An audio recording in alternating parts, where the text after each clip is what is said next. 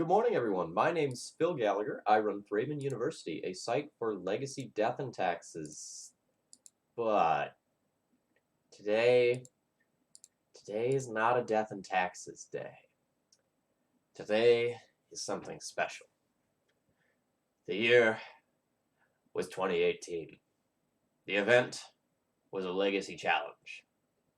And the hero of this story, El Petro, got 13th place with this deck list. This Tainted Pact deck list. So, what is going on here? This is an Esper control deck. However, it is probably like, or maybe unlike, any Esper control list that you have ever seen. Just take a second and reflect on the beauty that is this deck list. That is a beautiful deck list, you might say. Now you might notice, well, that's a lot of different cards. Was this person just like trying to run as many different cards as they can? Was this a Highlander challenge? And the answer is no, because there's actually 2 copies of Tainted Pact in this deck list. And then your next question is, well, what the heck is Tainted Pact?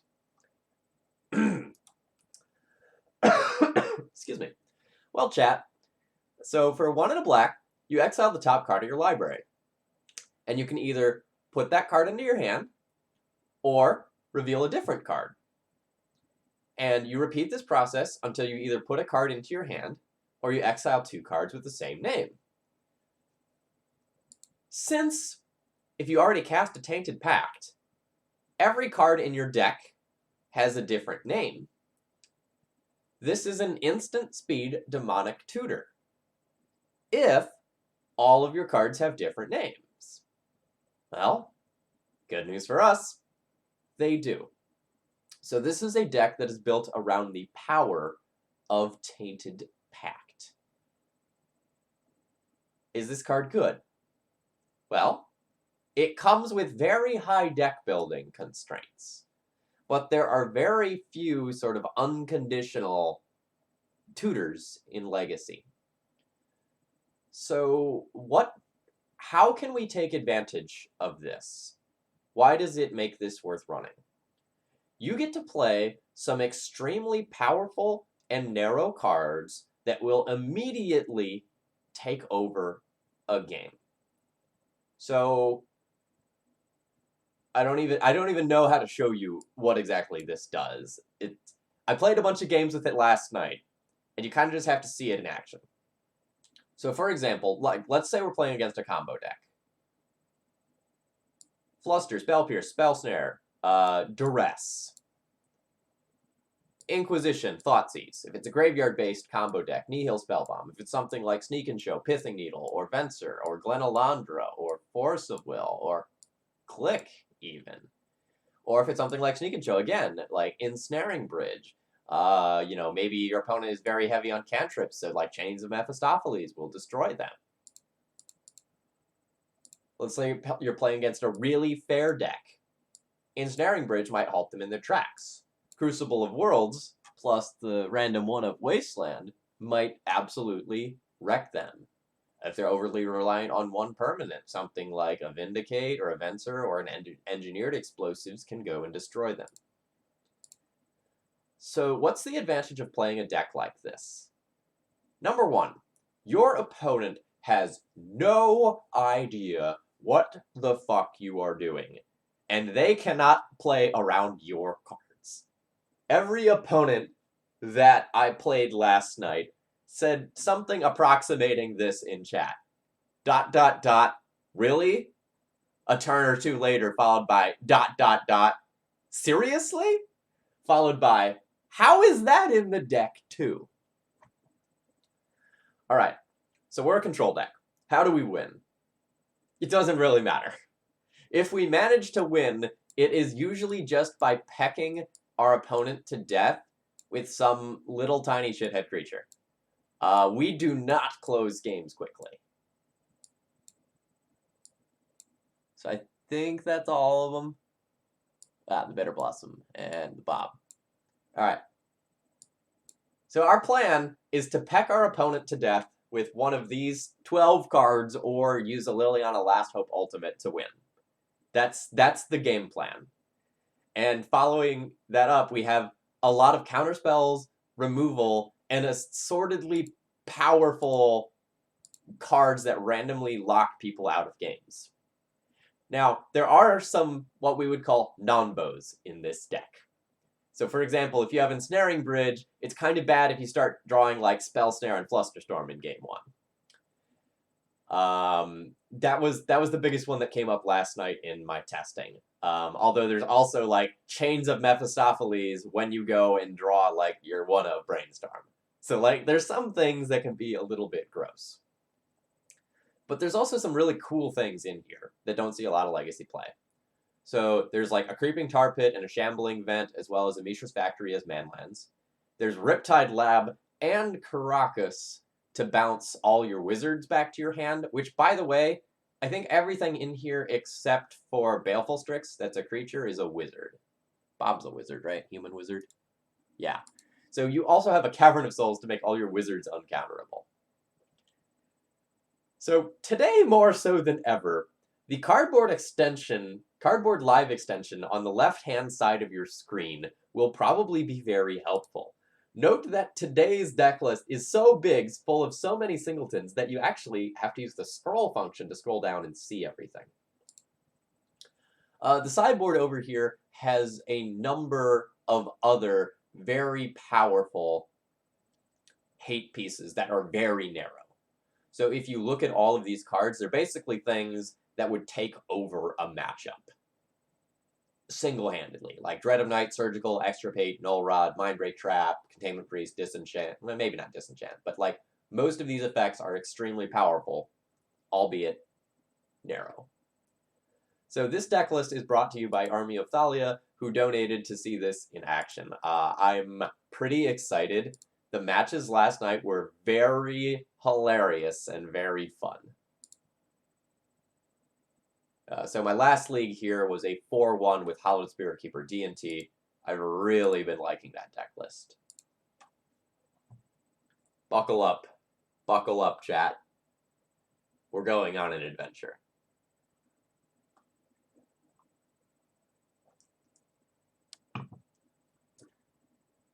Oh yeah, this might be the first time I've ever played Baleful Strix on this channel. That's a good point. Morning, Scottwire. You're in for a trip.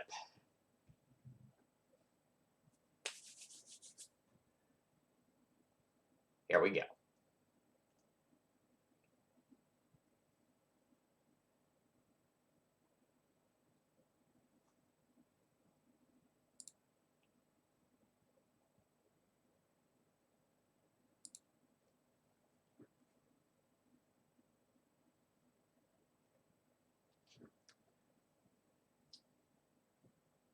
So while I'm just kind of waiting here, we did add some cool things to the donation queue yesterday. So we hit enough donations to get to the 2 4-color loam streams that were incoming. And we also had someone donate towards High Tide. So when we get around to doing a High Tide stream, I'll probably do 1 traditional High Tide stream and then 1 Solidarity, 1 instant speed High Tide stream. So those will be fun. That'll be coming either probably late this month or the beginning of next month.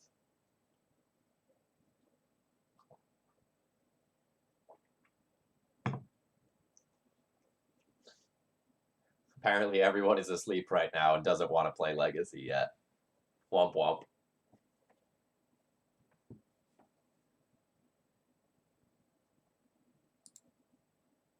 I guess while we're waiting, here's the immediate donation queue. So on Monday, I'm going to be streaming with a mono black control deck. On Wednesday, I'm going to play more Spirit Keeper. Saturday will be Stoneblade, and then the following Monday is going to be a super neat deck list that I'm really excited to play.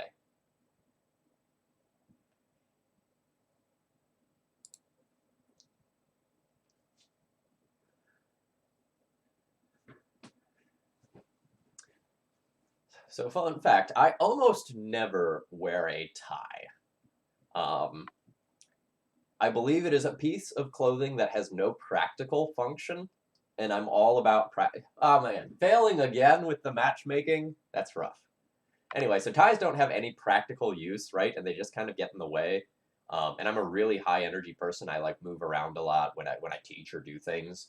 So I will basically only wear a tie if it is not socially acceptable to be without one, or I really care about something.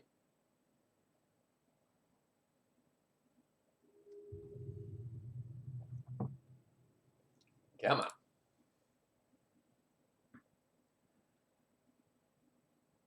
on. So Luanil, unfortunately, the Cardboard Live phone extension isn't quite working yet, so that might make your viewership a little more interesting for today. All right, so I'm gonna keep this hand.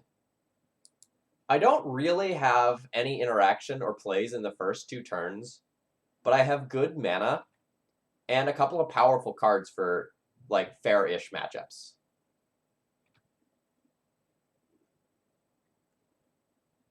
All right. So now that my opponent has led on Wasteland, I'll just lead on Polluted Delta, and I can just play Bob on turn 2 off of Swamp and Island if I need to. Although honestly, I might end up just fetching a duel anyway. Yeah, I thought it was fun.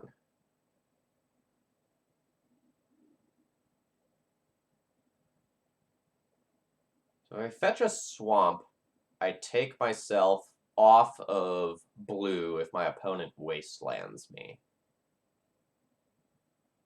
Is that okay?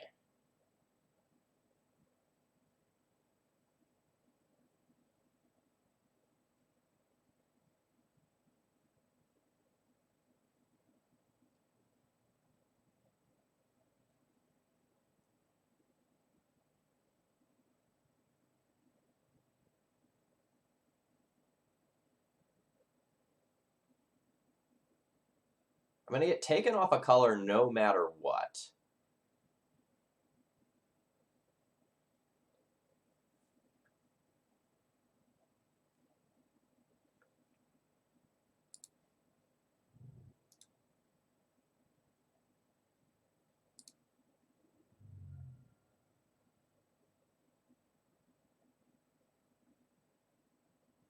I can probably play without blue pretty easily for a little while, especially if I draw some cards with Bob.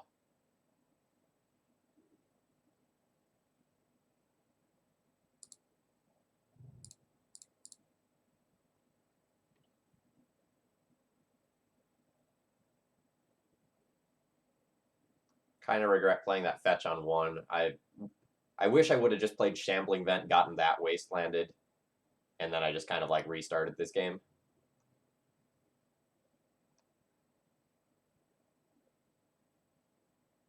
But a lot of that has to do with the fact that my opponent was playing D&T. Yeah. Ugly one of planes. I really hope this Bob lives. My chances of winning are going to like skyrocket if this Bob lives for a turn or 2. Mirren Crusader, huh?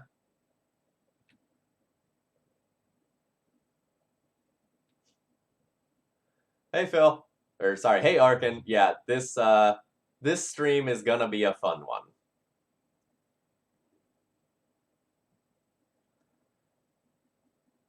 Super punished for not having blue here.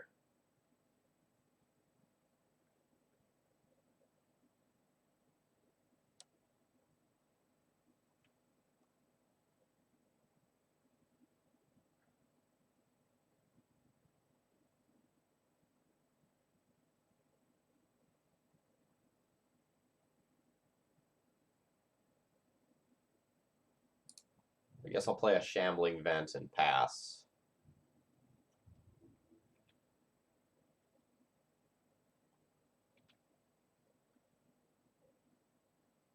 Yes, we have indeed made choices.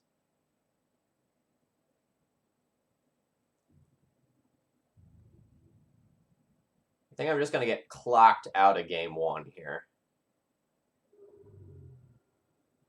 So, like, this Wasteland is going to tag my Shambling Vent, and then I can't, like, play Lingering Souls to chump block and buy infinite time. Oh my god, my opponent's not Wastelanding me?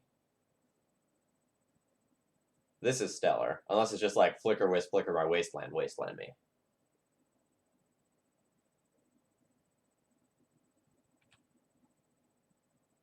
Alright, that resolves. Good luck with what you name. I guess you name 1 in absence of knowledge. Ah! Second backbreaking Wasteland. Alright.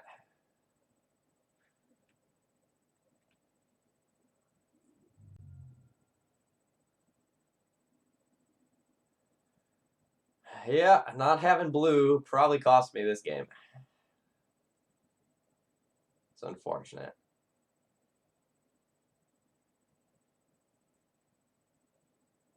So my Mishra's Factory is going to get wastelanded. I'm going to go ahead and concede here rather than show my opponents any more cards. No, Lewin, we are playing 2 Tainted Pacts. Because if we cast 1, then we can hit the other one without it being problematic.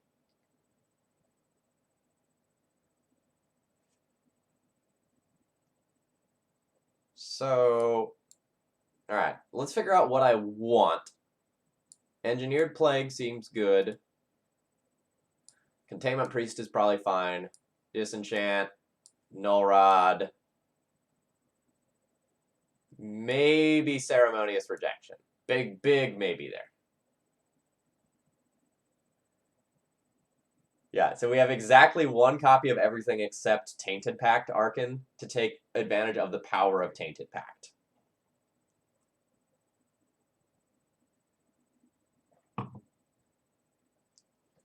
Oh, and obviously the Dread of Night that is specifically for this matchup. Alright, so let's sideboard. Flusterstorm is unplayable. Spell Pierce and Duress are very bad. Nihil Spellbomb is unplayable. Chains is unplayable.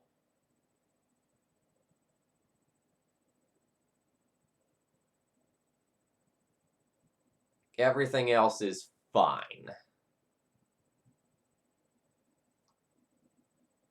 Alright.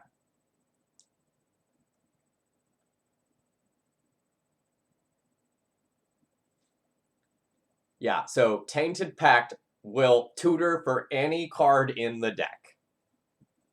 It is instant speed demonic tutor. It's very powerful. Collective Brutality is a removal spell. That's good enough.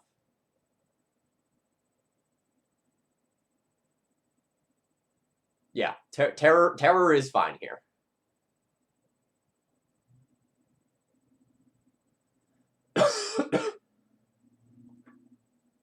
I guess Glen Elandra is kind of medium. Maybe Ceremonious Rejection's pretty bad, though. So I have 4 vials, 3 pieces of equipment. The pieces of equipment frequently aren't cast. Maybe that's not good enough. Captain Haddock, it was you who was playing Dead Guy Ale against me the other night, right? Your deck list was awesome, if that's the case. Click can mess with Stoneforges, and, like, it's a very good win condition. Turn 2 Bitter Blossom. Keep. So we're going to have Bitter Blossom, and we're also going to have Enlightened Tutor for Dread of Night. And we have Lily Last Hope.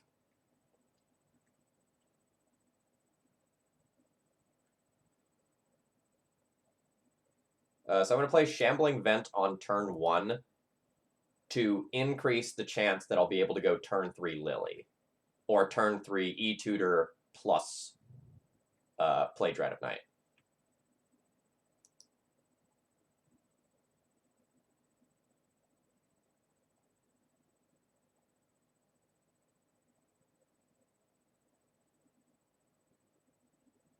I also will have the opportunity to Enlighten Tutor for either like Null Rod or Pithing Needle if I want.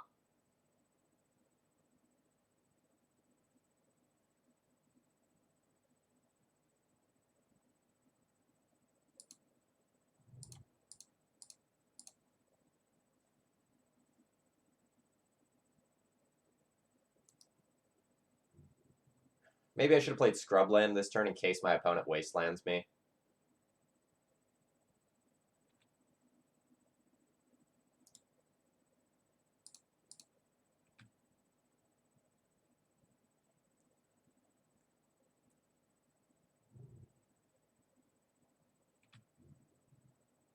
My opponent ports me, I will E-Tutor. My opponent doesn't port me, I'll just play Liliana out.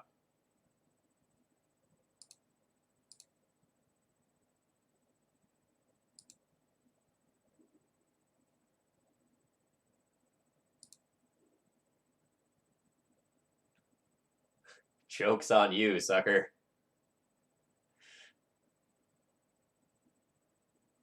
My opponent's probably over there going, what the hell? I think good is the word you were looking for there. Good. Look at this. Look at these backbreaking enchantments we have in play. How can we lose?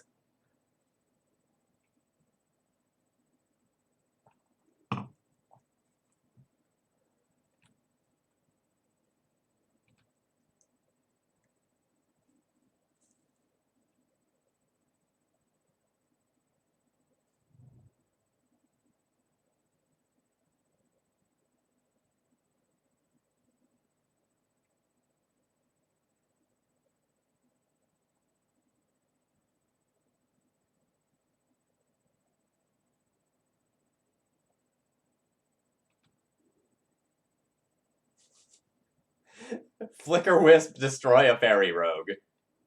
Deal. Deal. This is what this feels like, huh? This feels pretty good. I can see why people do this. Oh, good God. This is dirty, chat.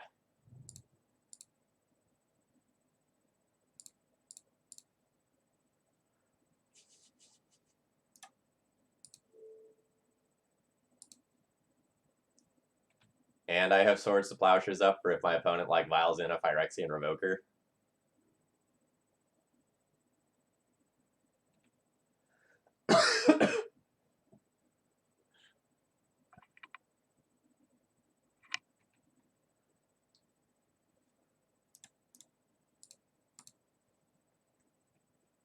Will my opponent continue playing?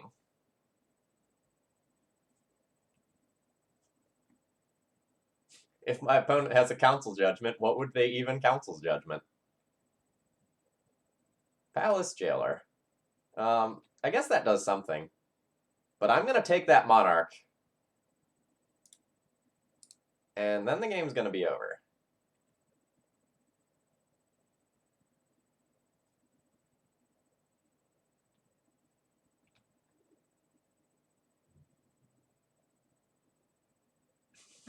Please, this player has a Thalia waiting for them at home.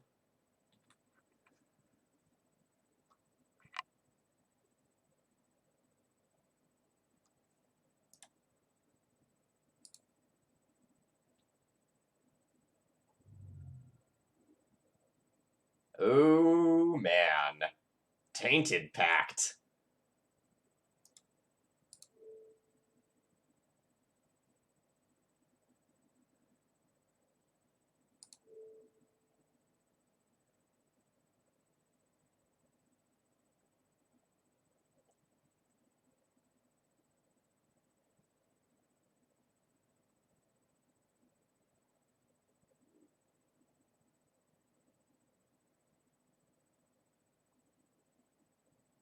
So I kind of want a Tainted Pact for Null Rod or Pithing Needle to end this.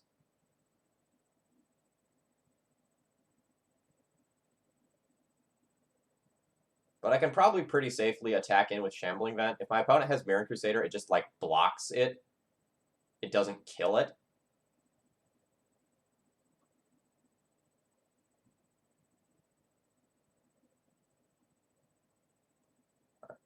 I feel kind of like my opponent has a Flicker Wisp.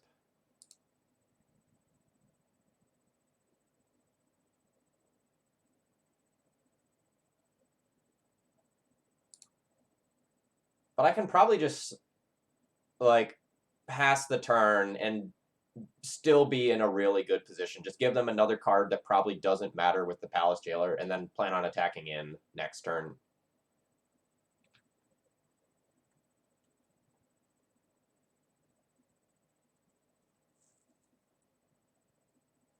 I don't really want to tap out.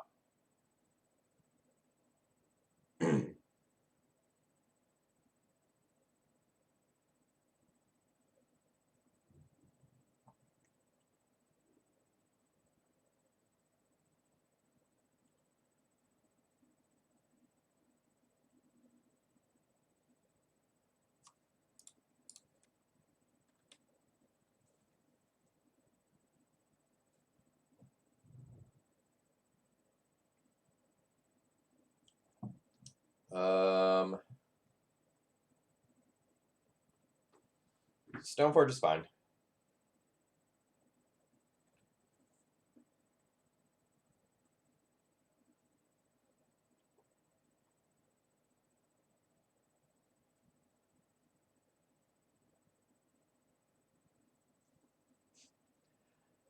So Tom Don, if you have any questions about the cards, you can also scroll over the Cardboard Live extension to take a look at them. There's a lot of interesting singletons in this deck.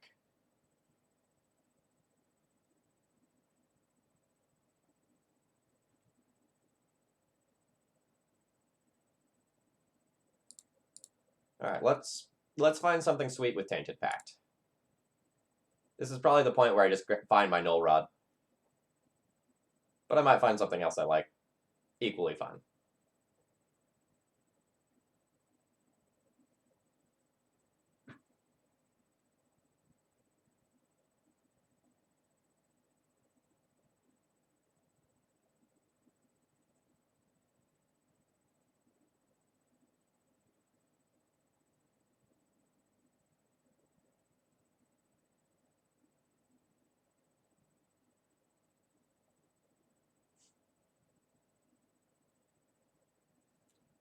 No Urborg, no Tundra, no Underground Sea, no Wasteland.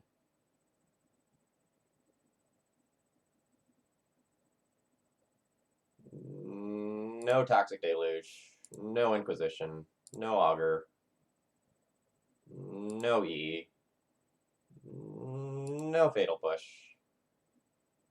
no Venser, no Glenalandra, no Search, no River, no Island, no Delta, no Swamp, no Sprite, no Path,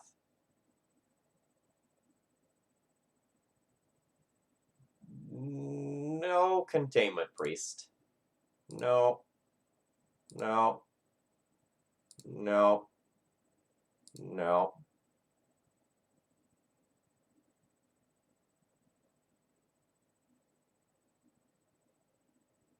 Edict is close.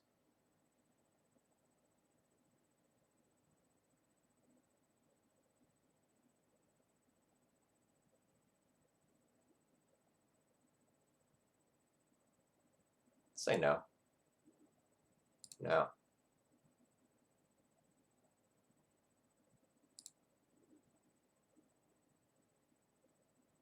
If my Null Rod's on like the very bottom, I don't want to keep going, and Pithing Needle might be good enough.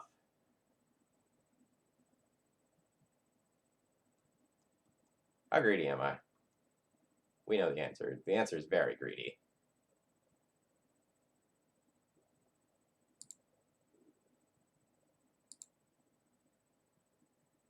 I can Snapcaster Mage and Tainted Pact again. Snapcaster Mage is probably fine, because that gives me swords, Snapcaster swords.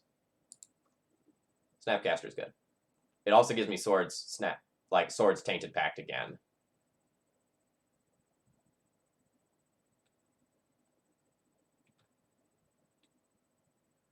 It's not the Null Rod I wanted, but it's probably good enough.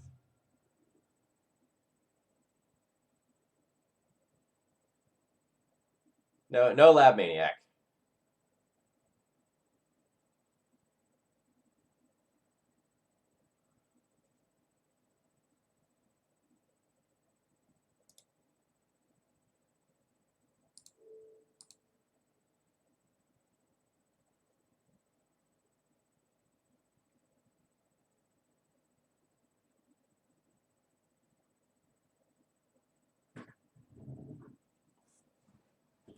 So you want to flicker with target your Stoneforge.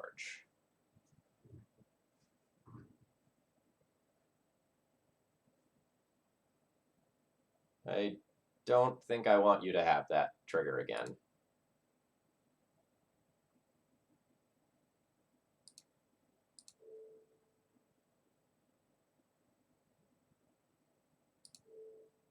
So I can just Swords of Plowshares that.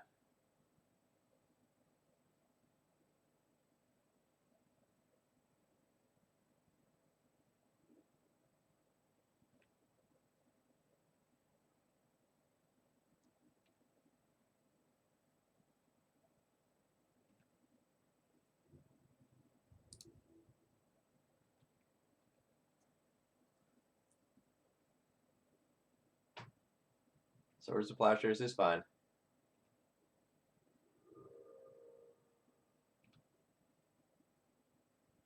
If my opponent ports me, which they 100% should have done,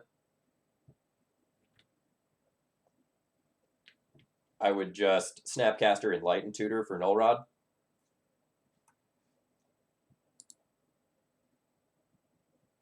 Yeah!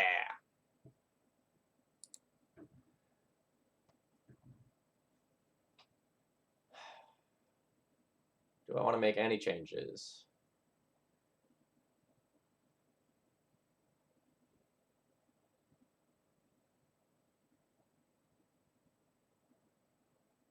I think about the only thing I would consider changing is like swapping Glen Elandra and Duress.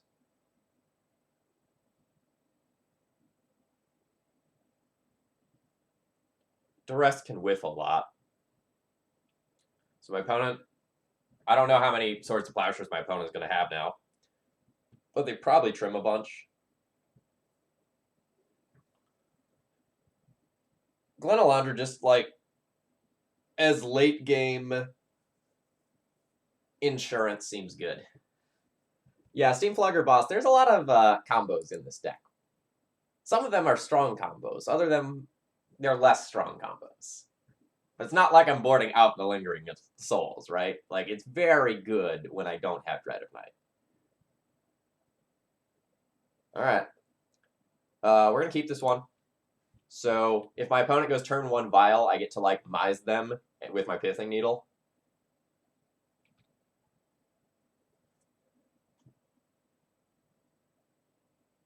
Oh yeah, today's going to be super fun.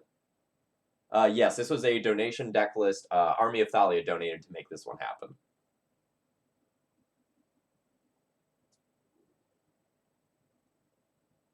Alright. If I Needle Mom now, I can probably Collective Brutality whatever they do for turn 2. But I'd much rather Needle a piece of equipment, especially Umezawa's Jite, given that I have Ensnaring Bridge.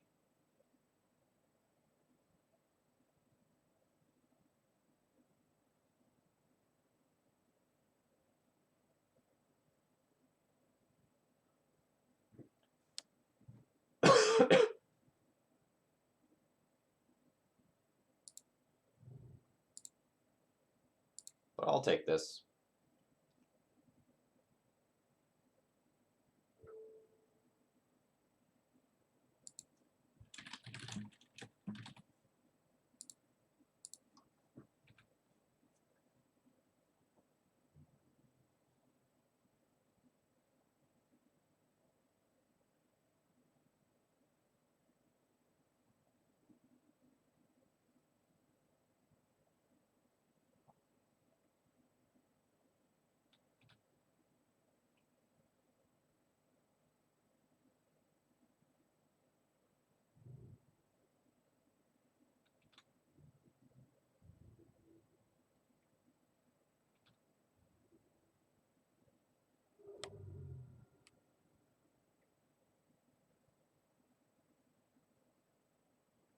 Ratchet Bomb.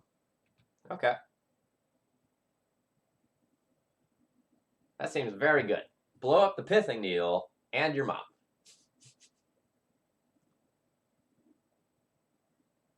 I do need to make my opponent blow up the Ratchet Bomb so that my bridge can, like, take over this game, though.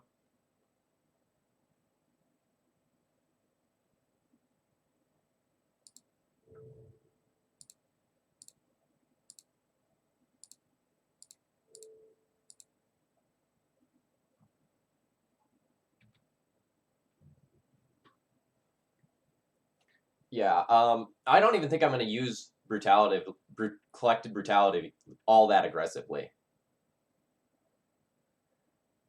Note, I think it's a mistake to leave the Ratchet Bomb on 0.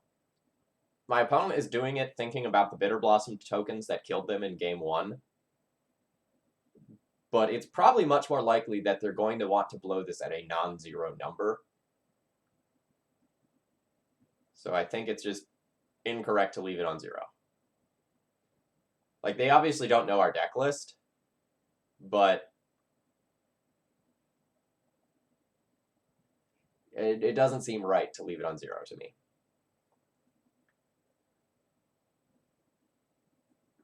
Especially in the face of, like, JVP, which is way more powerful than it looks. Of note, if my opponent has a Caracas, they can just bounce JVP. And then that's sort of a non-bow with Ensnaring Bridge.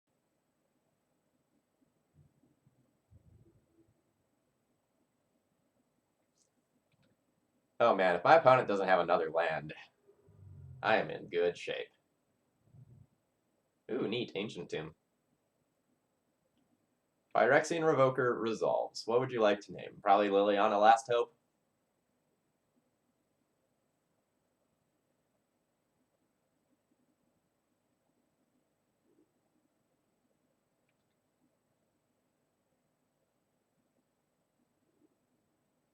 Well, that Crucible is going to be real strong.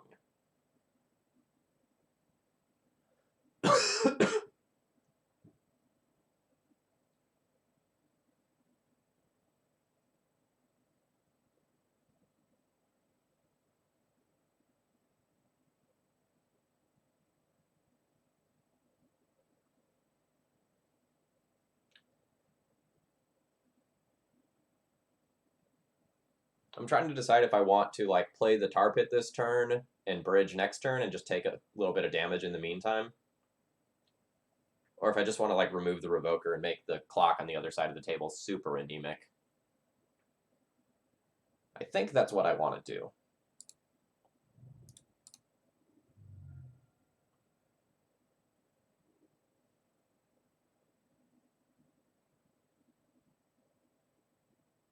Ooh, that's a Bloodstain Mire. That can't get my Tundra that I want.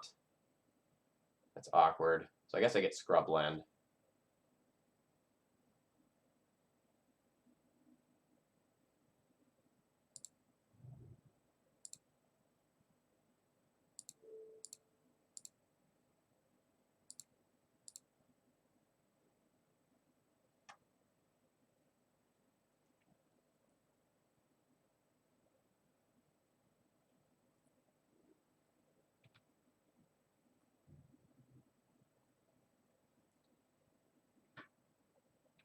Ah, now opponent has figured out I should probably take up my Ratchet Bomb.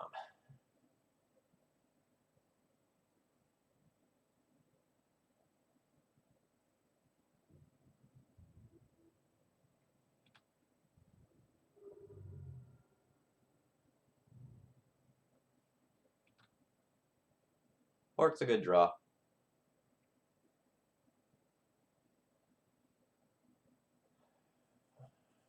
I don't think I want to use this opportunity to Edict.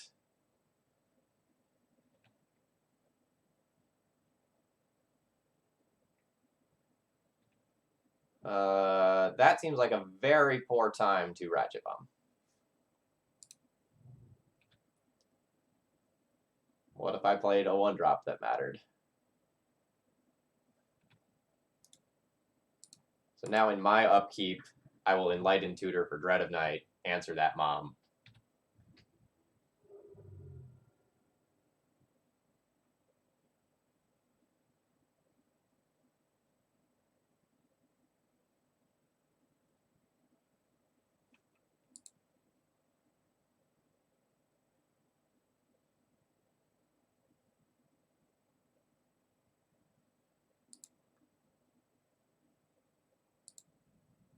Note that this play is only amazing because my opponent wrongfully ticked their Ratchet Bomb up to 2.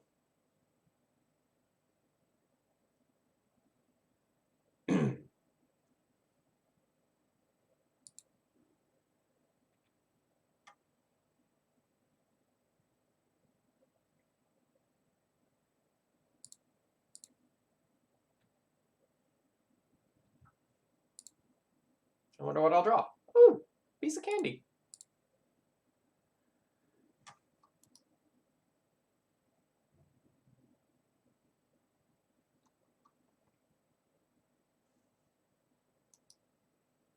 Again, my opponent is not leaving themselves with any flexibility with this Ratchet Bomb, which is just like 100% incorrect in my opinion.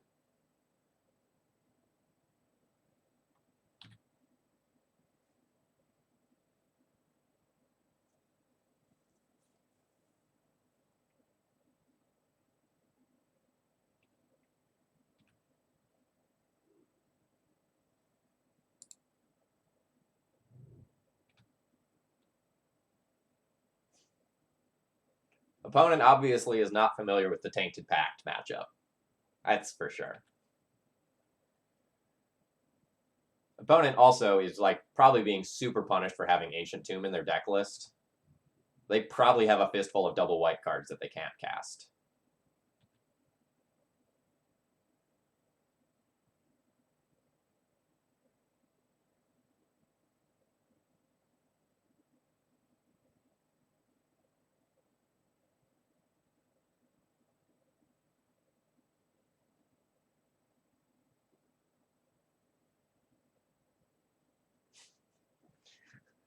Opponent doing the calculus required to figure out which land to Rashadan Port here.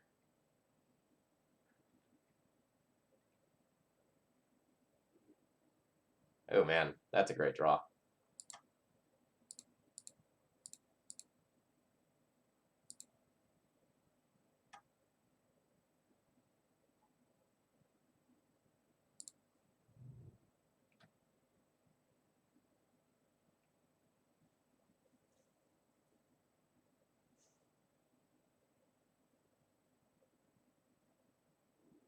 All right. Opponent, again, demonstrating poor Ratchet Bomb use.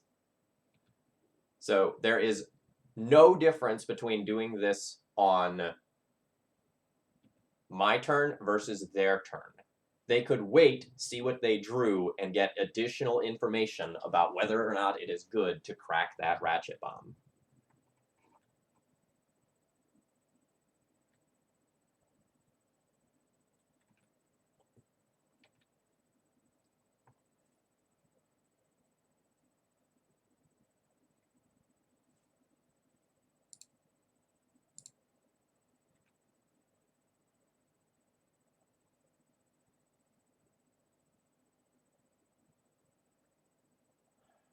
Would I be fine losing my Creeping Tar Pit if my opponent has swords?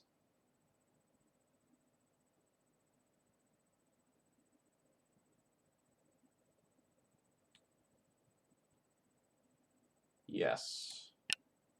Yes, I would. I still have another man land.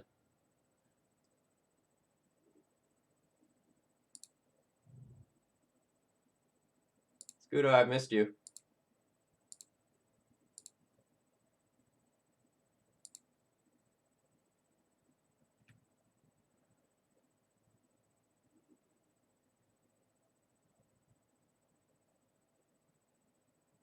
So I almost want to play Strix over Creeping Tar Pit, but that's almost. I'll take my 3 damage or remove his Swords of Plowshares from my opponent's hand here. And I kind of think that my opponent would have boarded out Swords to Plowshares, but that might not be true. I don't know how much I confused them. Alright, opponent has a second Plains, so they might be playing Magic now. Council's Judgment. Well, that resolves. You can take the Dread of Night off the table.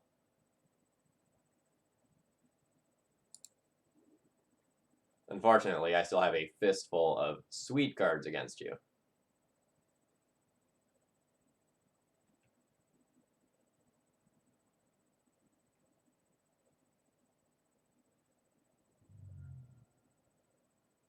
So I'm just going to let that happen because I want to play Baleful Strix this turn.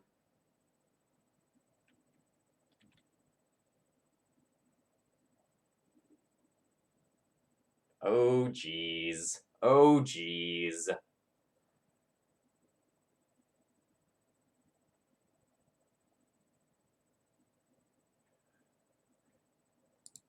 Guess I'll stick this here Planeswalker.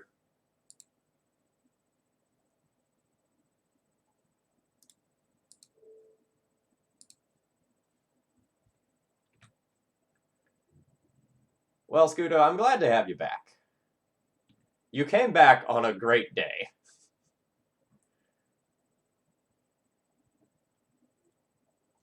And it's not technically Highlander, Scudo. We have 2 Tainted Packs. Oh, and also since you've been gone, I've been picked up by a sponsor, Cardboard Live. So if you check out the left-hand side of the screen, there's a little box with a card with a microphone on it. If you click on that, it will expand my full deck list for you.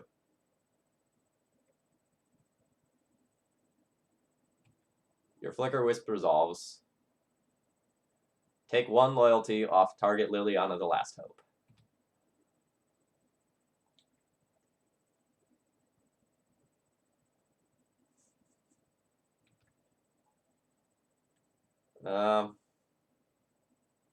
So opponent, the good news is you have 2 creatures in play.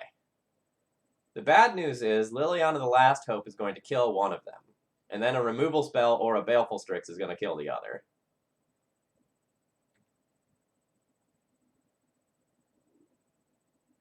Oh, God. Oh, God.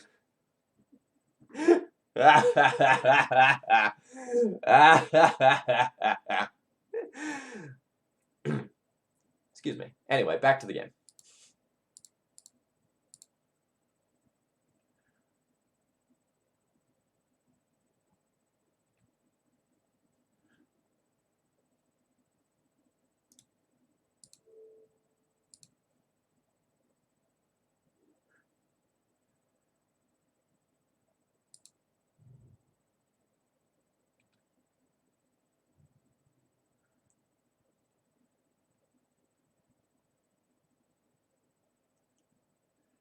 This poor person.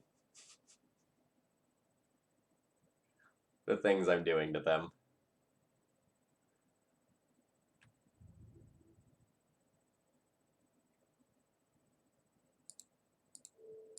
Boing.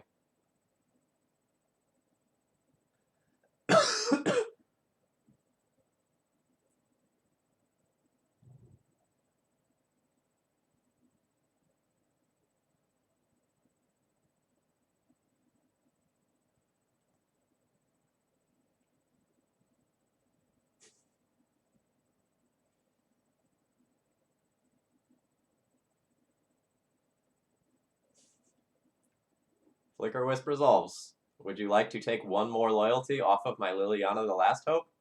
You would? Okay.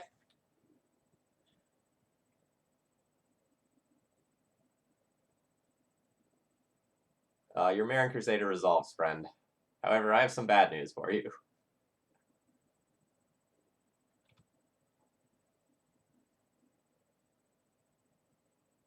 I'll take this stop off of my upkeep.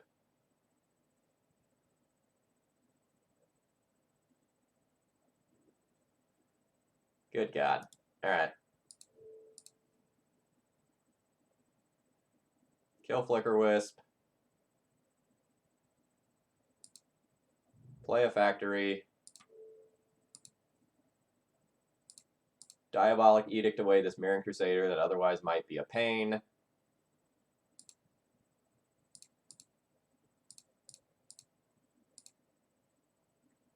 Cast Lingering Souls. Flashback Lingering Souls.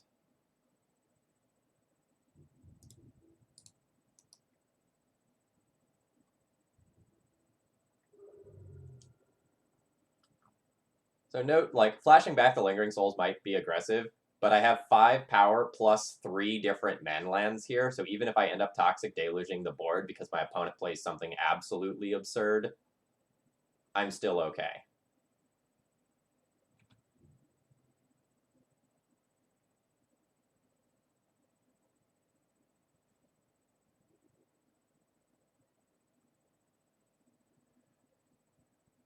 So if I animate these man lands, my opponent will just like tap them down, so it's bad value for me. But I can probably, I can just leave more mana open and just like make sure my blue isn't going to get tapped down, so I can like counter it like a Thalia or equivalent. 5 damage is fine here.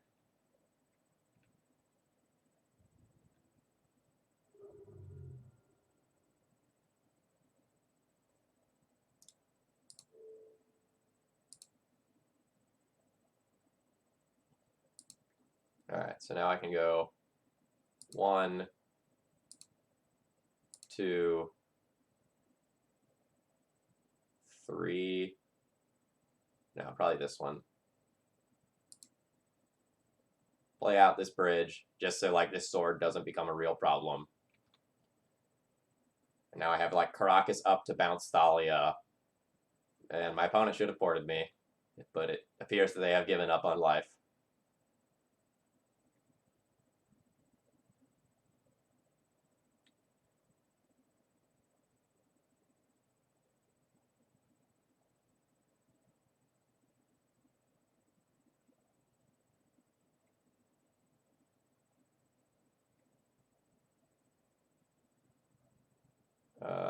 Batterskull probably doesn't matter.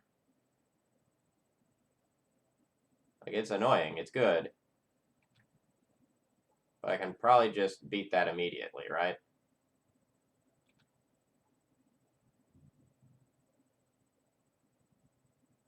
Yeah, so my opponent is just dead on board.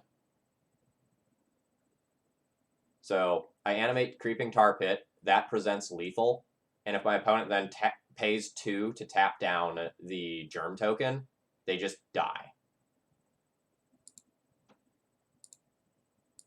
Alright, so blue, black, colorless, animate Creeping Tar Pit.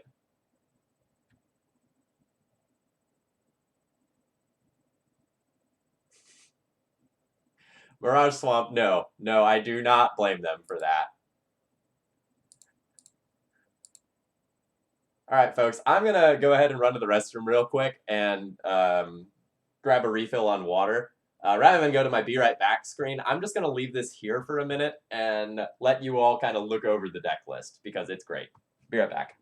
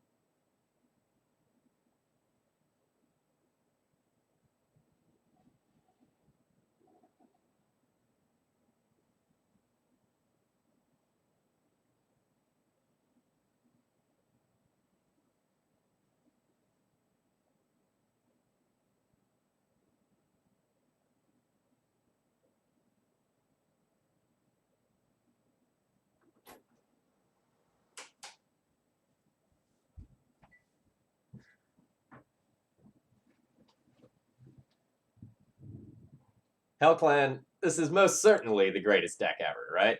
This deck is absolutely crazy and super fun.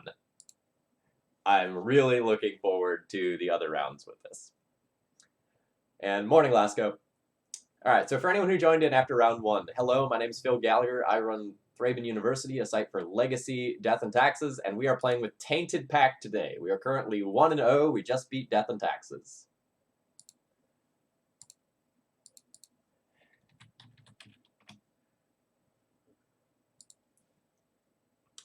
This hand has amazing cards, but only one land, so I've gotta ship this one. That is high praise coming from you. I'm very happy to hear that, Daniel.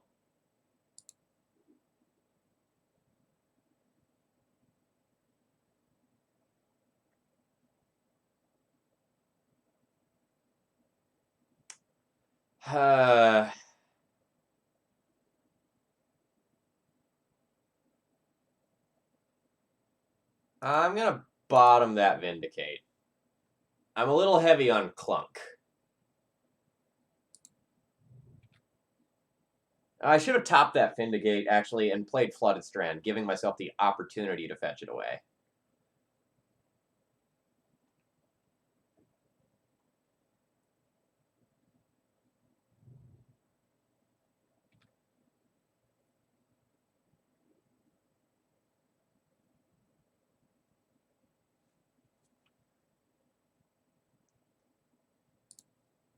Well, let's just ram this out here and see what happens. Goblin Lackey, round 1 was super fun. We pummeled the ever-loving crap out of D&T with cards like Null Rod, Pithing Needle, Bitter Blossom, Dread of Night, Lily, Last Hope. It was gross.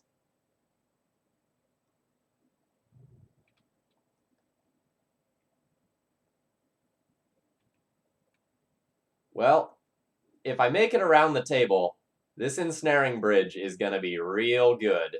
Also, Chains versus Grizzlebrand works favorably for me. Probably. God, I hope my opponent didn't read Chains.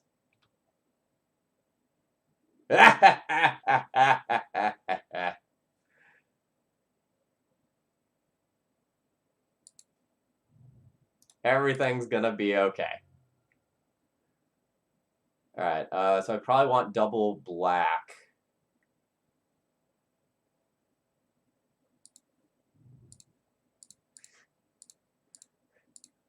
Get wrecked.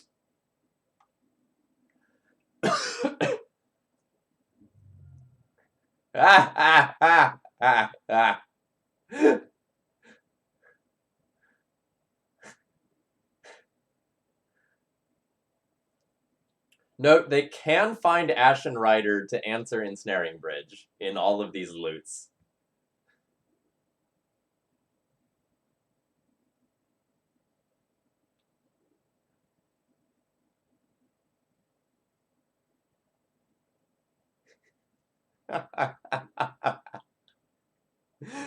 Oh, this is great. This is... Oh, come on! This is less fun than I wanted now.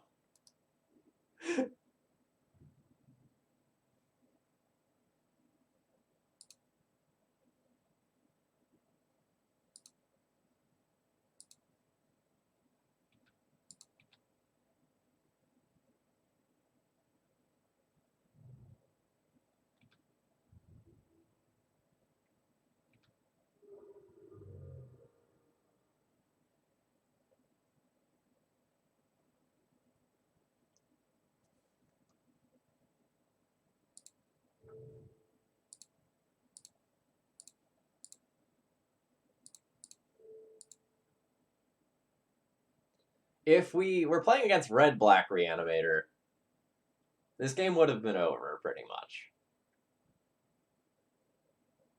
My opponent says, Chains makes Grizzlebrand have some really interesting decisions. It's kind of cool. I guess I get a Flusterstorm.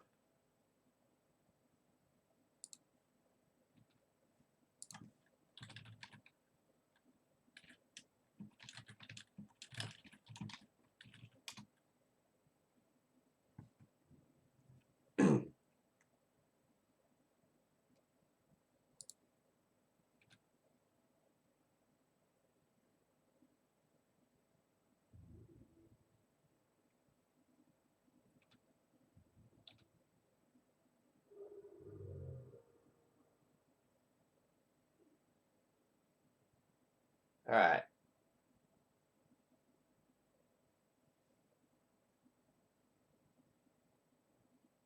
I guess I live for one more turn.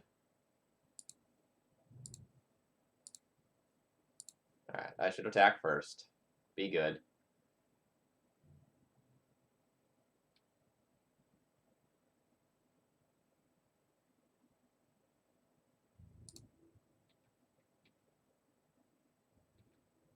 So I can draw to Caracas, Vindicate,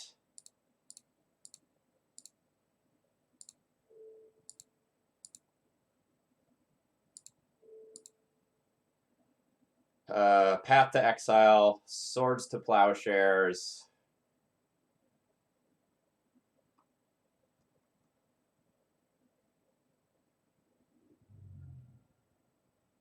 I'm sure there's a lot more. Venser.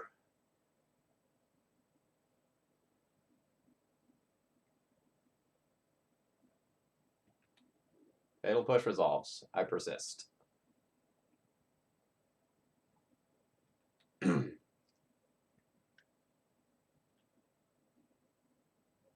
Bitter Blossom's too slow at this point.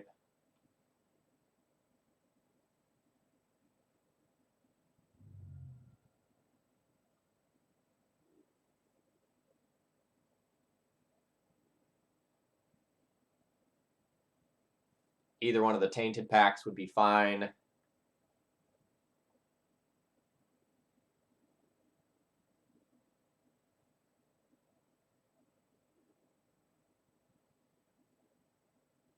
Ooh, my opponent has Snapcaster Mage. That's really good to know about.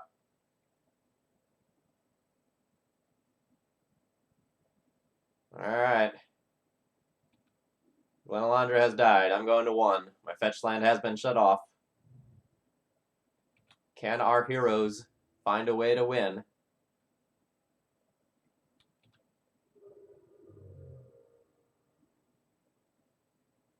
They cannot. We're doing this right, though.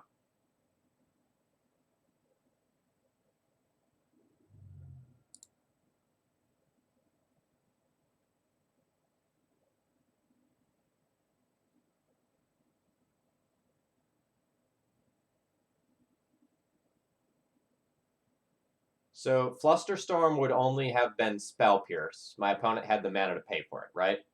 Because my opponent had 3 lands.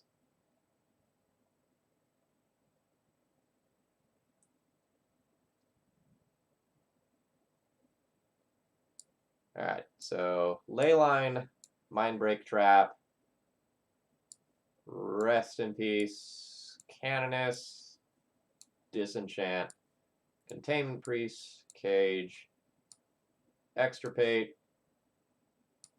Surgical all seem fine. Lord Darkview, I guess I could have flustered the first Fatal Push on it on my turn to guarantee a block.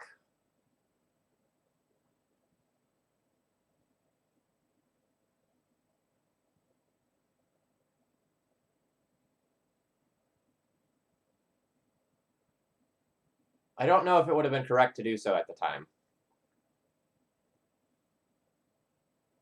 I think my... tricky. Alright, and I'm going to board. It's probably going to take me a little while to board. So Fatal Push definitely goes out.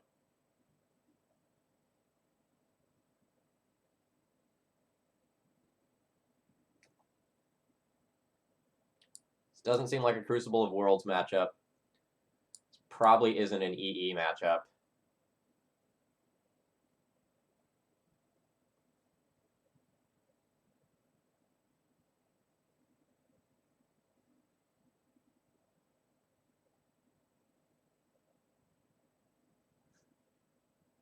If you want to win, that seems like a very bad idea. Like, you need to ask yourself, do I care about winning or do I care about having fun?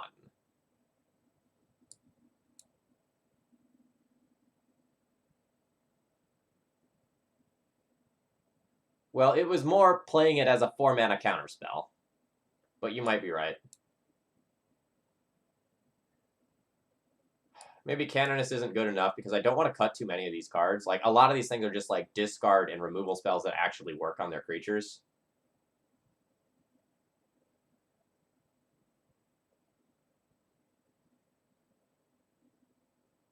The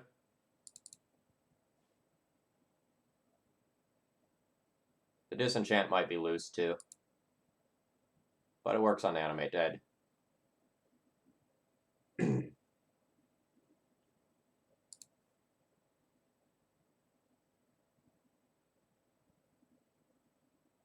Alright. I will keep this.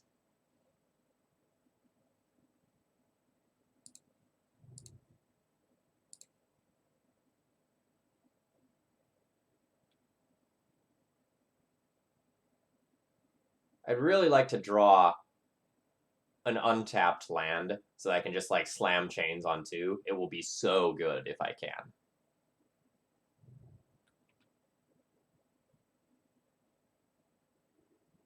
Hey!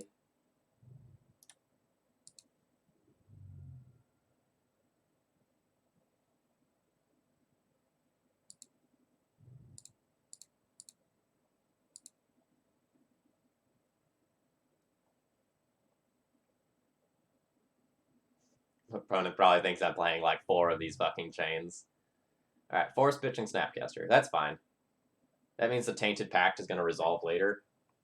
And Tainted Pact for Extirpate is going to seem disgusting if they somehow get through this spell bomb. Oh. Well, you got me. In before opponent takes like 30 seconds reading Tainted Pact.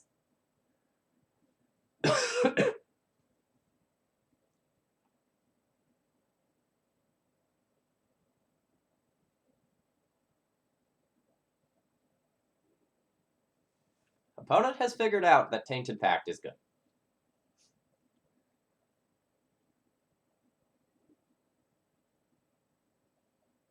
Alright. Do I just want to vindicate my opponent's island?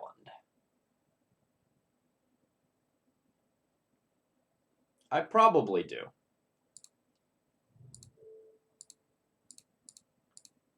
It is aggressive to do so, but it's very possible that this shuts off a bunch of my opponent's cantrips as well as some of the sideboard outs, like the Flusterstorms to fight back against my cards, and things like Show and Tell.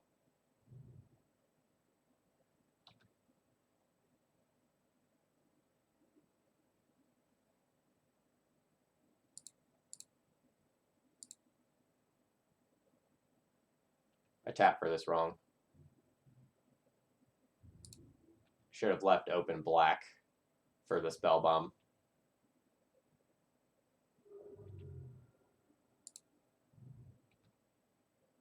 But this represents a counterspell, so it's not like 100% incorrect.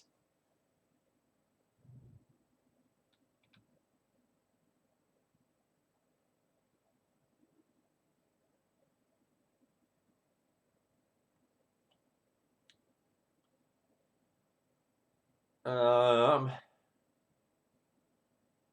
think I want to keep applying pressure.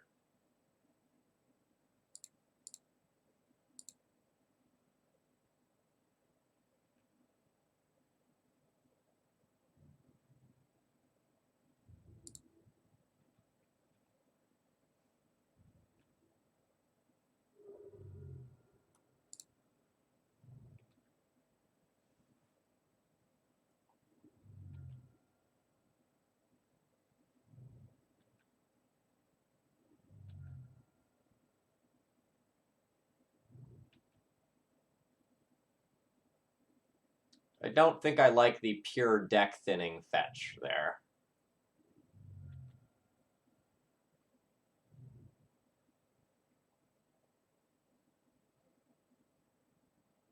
Well, this is very punishing.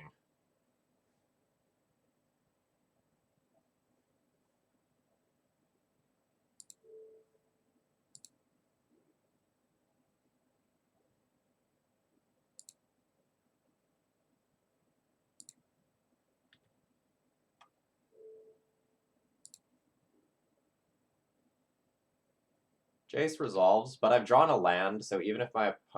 geez, I can't kill the Jace if my opponent pluses. It goes to 5, and I can only deal 4.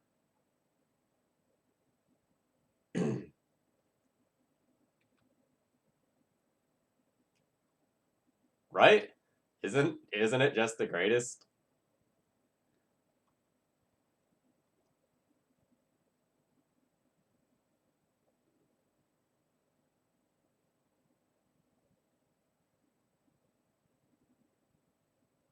So it might just be correct to ignore Jace and just go after my opponent's life total here.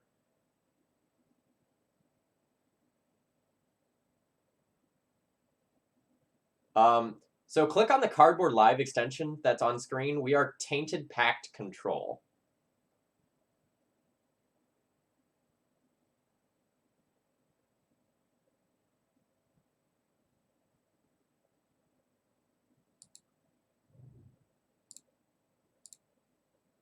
All right, so we go.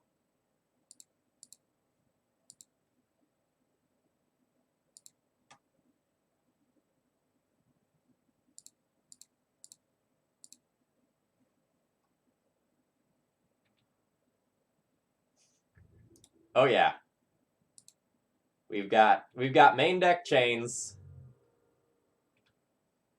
and we've got main deck brainstorm to go with it. It's a really good combo.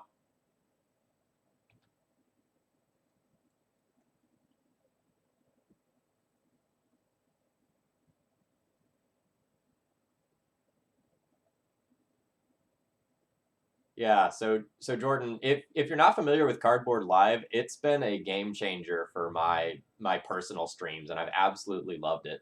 I do recommend checking it out for your stream. Baleful Strix, I can disenchant that. That's fine. And if you really like it, I would love to see some paper tournaments start to adopt it.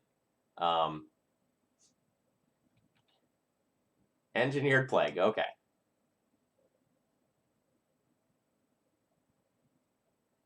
If you have any questions, feel free to contact me, or you can contact Wilson Hunter, who made it.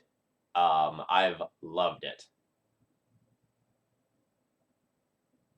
All right, so I can go 1, 2, disenchant this, but not also attack with Shambling Vent because I don't have triple white.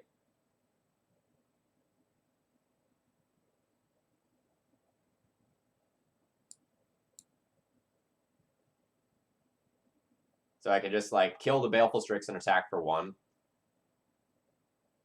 So that's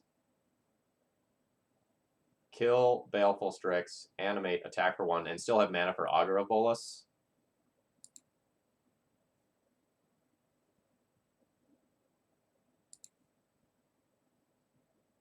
So I'm going to go ahead and Augur now.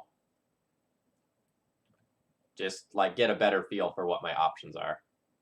Surgical or Inquisition?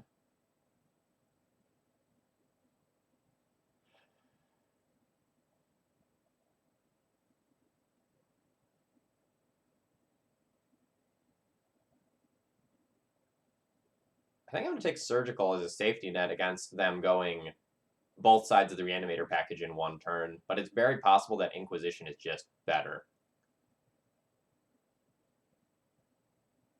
I'm going to go Inquisition. I think it's very close, though.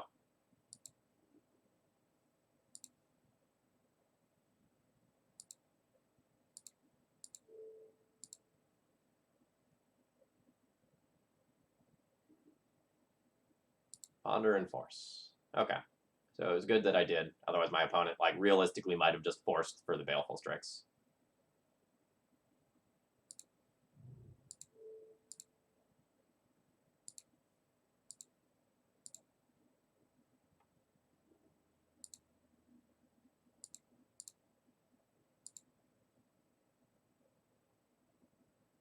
Our 1/1 factory getting there.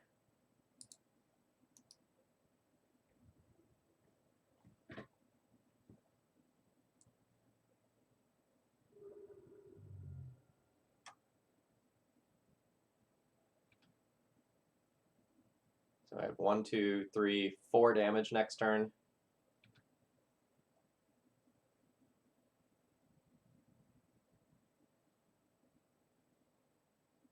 So one thing I should have thought about is that my opponent's best cards could have been on top of their library because of Jace Brainstorm, right? So it's possible they could have hid like Reanimator and Fatty on top. Dang it, another Baleful Strix.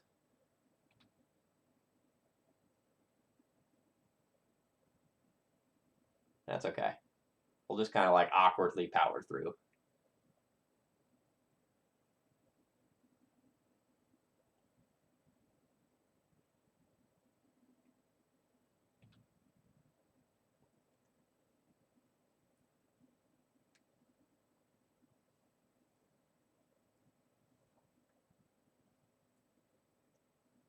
This is Magic, folks. When people ask me, why do I love Legacy? It's because you get into a lot of these like really weird, strange situations that you've never been before, and you get to like think through lines in really cool and interesting ways. Not gonna play this Ensnaring Bridge right now.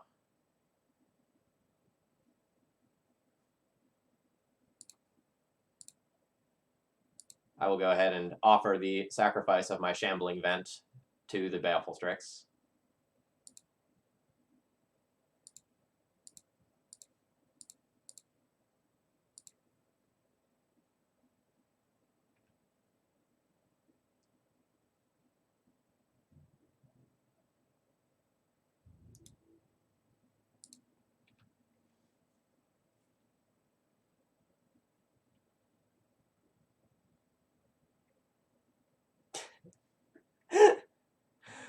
All right.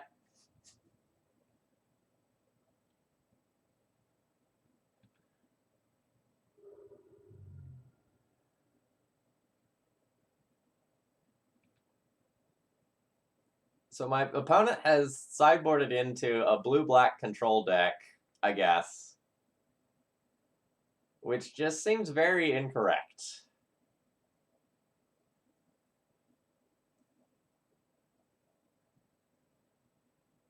Like, they've got this Jace, and I guess they're killing my stuff.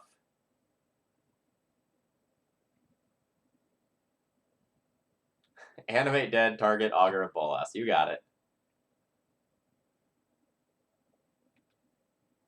Yeah. So I'm gonna go with, like, my opponent didn't know what was going on for... Oh, and they just whiff with the Augur, too? Neat. That they didn't know what was going on with sideboarding, which is very, very reasonable. And so they just, like, boarded in a bunch of crap. Alright, so my attack with Factory gets nowhere, so the Jace starts to turn into a problem. I'm just going to leave Force of Will up. I will play this land as well to play around Spell Pierce.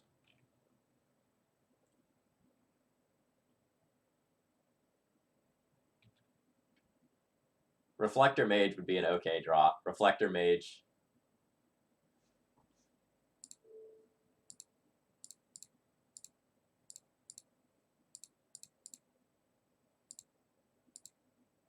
Reflector Mage my Augur back to my hand. Replay it.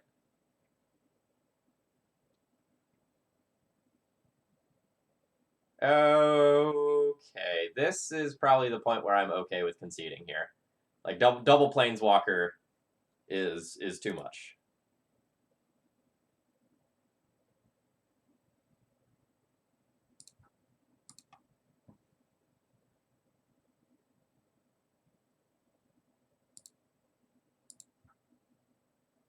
Womp womp.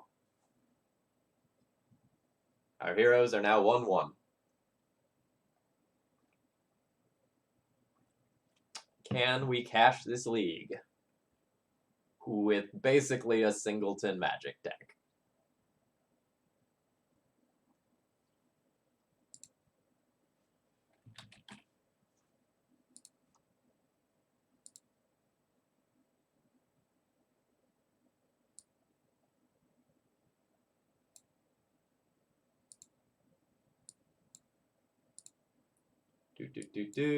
Sorry, one sec.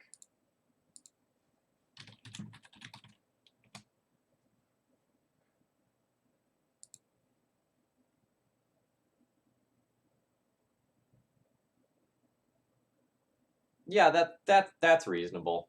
Like, all right, if I don't know what you're doing, I'll just change my deck for game 2, and then hopefully that's just fine. That would be reasonable.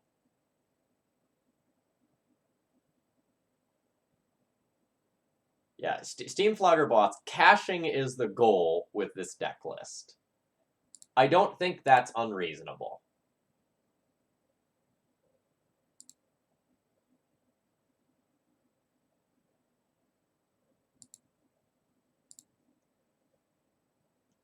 That being said, I don't think it's going to be easy.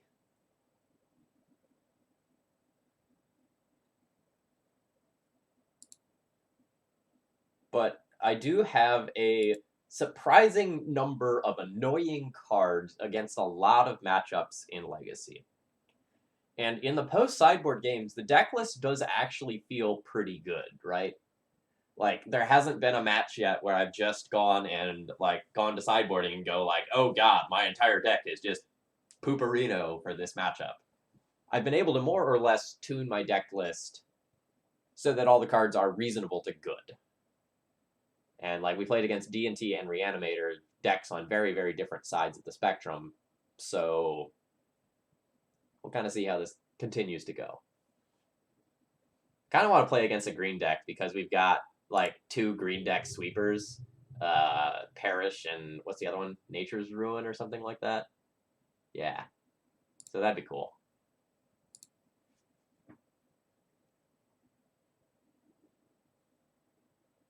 Right. Lucky Dragon, last seen on Grixis Control. Is Chains of Mephistopheles good versus Grixis Control? I think so.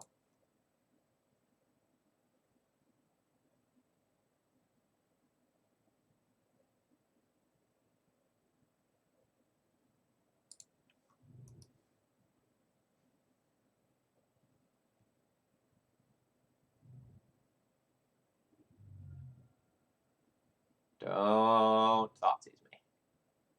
Yeah, you can ponder. Chains. Chains.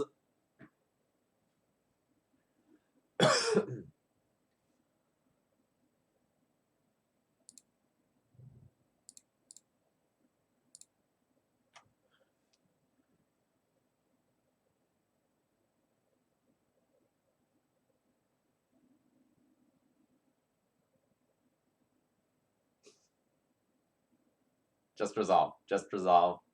Just resolve. Just resolve, please. Please.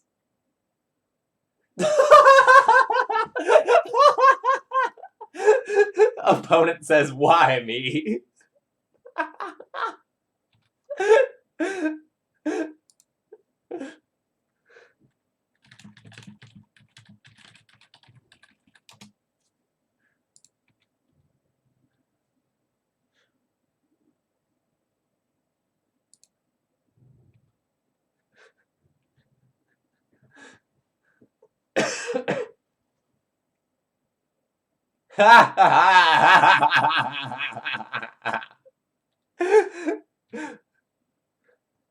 You may loot. Pitch another AK.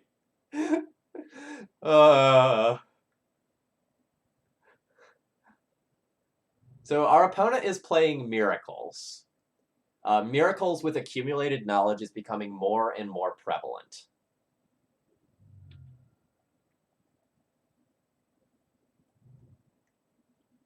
Oh, wait. Not Miracles.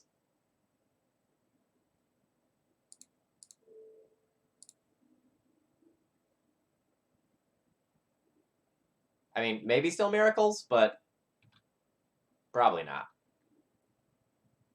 I'm a wizard.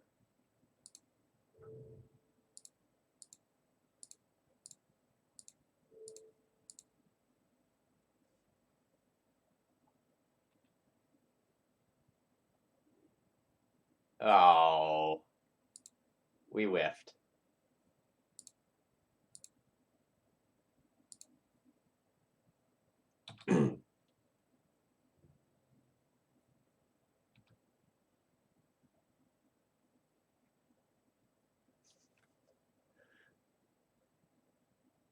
Look at the top 3 cards, then loot.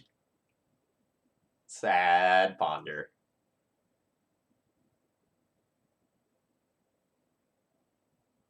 I mean, if it was Miracles, wouldn't they fetch a Plains with Flooded Strand there? Maybe they're just, like, absolutely full of fetches and it doesn't matter.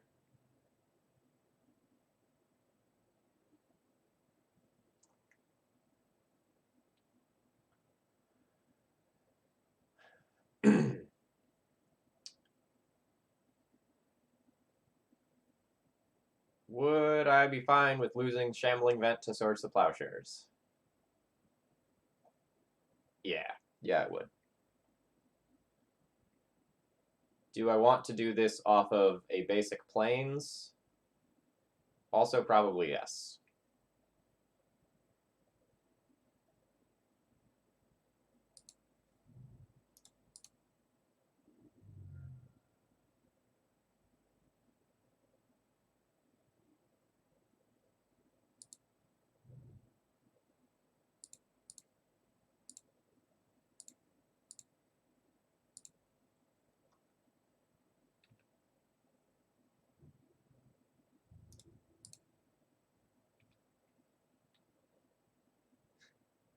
So JD, we are currently 1-1. We beat D&T and we lost to Reanimator.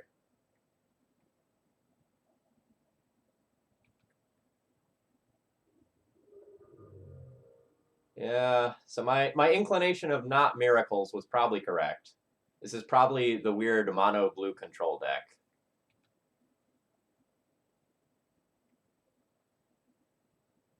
Jace. Which probably immediately has to go into Fate Seal mode. Because Brainstorm's real bad here. Shambling Vent can keep it in check, but again, this might be one of those games where I ignore the Jace and just go after my opponent. Wasteland for Shambling Vent. That is unfortunate.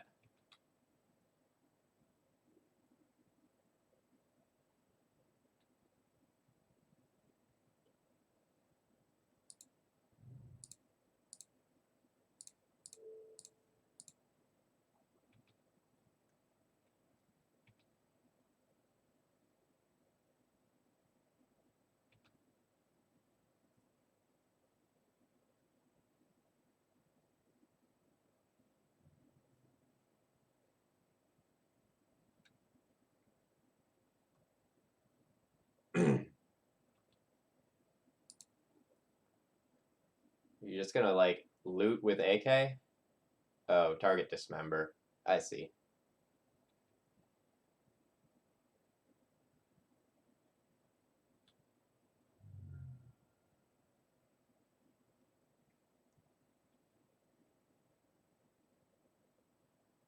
It's a touch late.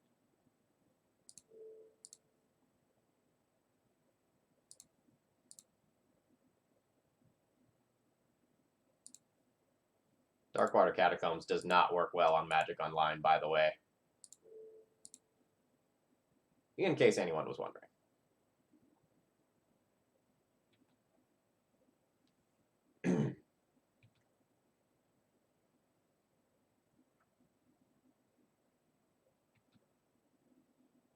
Would love to draw, like, Tainted Pact, Vindicate, my Pithing Needle in the main deck, I don't remember.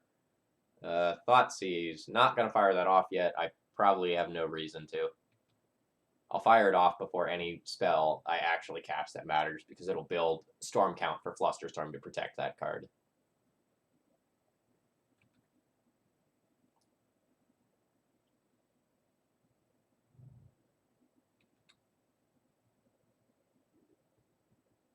Alright, well, I'm back to basics proof. So this is the last draw step, and I have to have 2 cards in a row that matter in order for me to not be dead.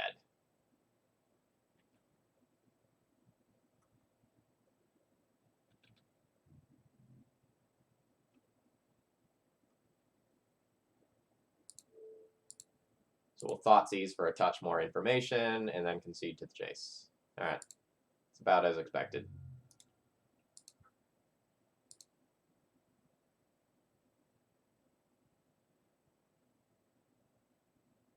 Yeah, this deck is sweet. As far as the donation deck lists go, this is one of the more interesting ones. Okay. I might actually just play like Surgical and Extirpate for accumulated knowledges. And like Snapcaster Mages. I think I'm going to have a lot of medium to bad cards.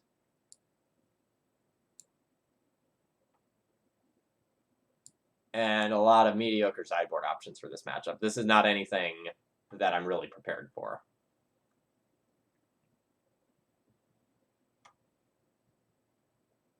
So my opponent really is not going to have too many creatures, so I'll probably trim some removal.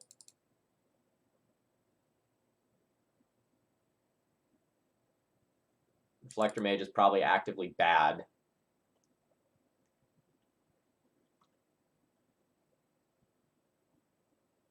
Crucible is a way to keep making land drops, but that's probably not where I want to be. EE on 3 could get rid of a back to basics, but otherwise probably has few targets.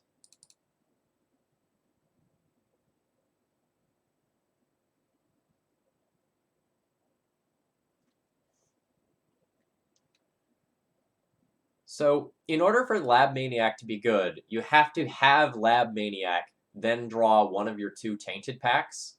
Otherwise, it's actively bad.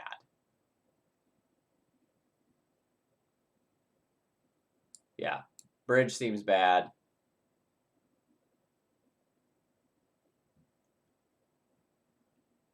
My opponent's mono blue. I don't think they're going to play Liliana.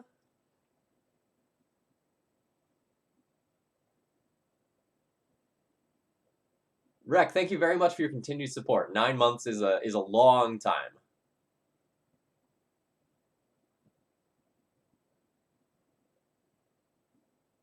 No, it is mono blue. So keeping some amount of exile-based removal is probably fine. I don't actually know that I want to board out the path.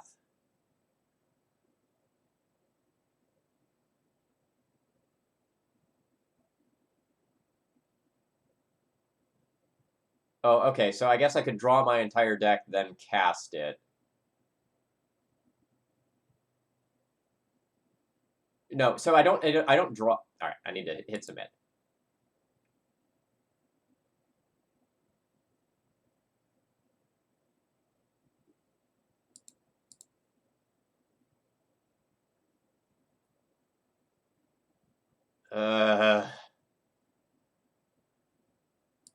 So I don't think I want to mulligan against this deck, but my opener's super awkward.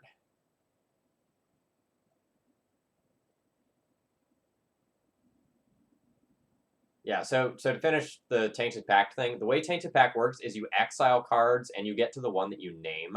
So if you're going and naming Lab Maniac and it's not like the bottom card of your library, you don't actually get all that value.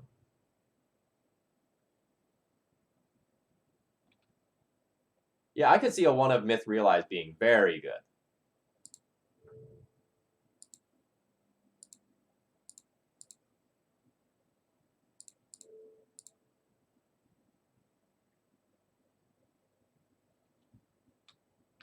Yeah, remember, you can use the Cardboard Live extension that's on screen to get the full text of any of these cards. I know I'm playing a lot of weird singletons today.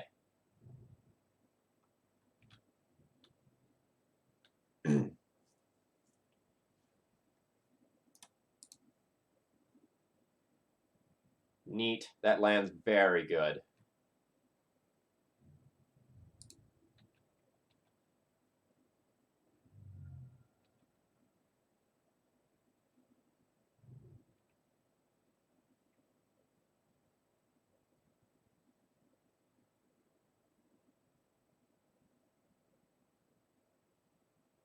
How do I feel about that? I'm already ahead on the value train if I just let that resolve.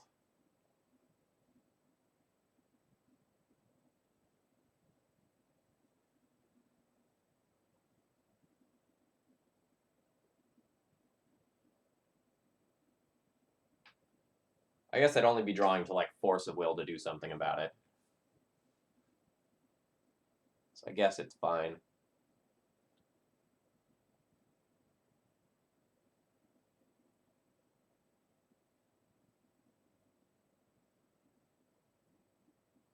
Yeah, I could prevent it by trying to brainstorm for my 1 of force of will.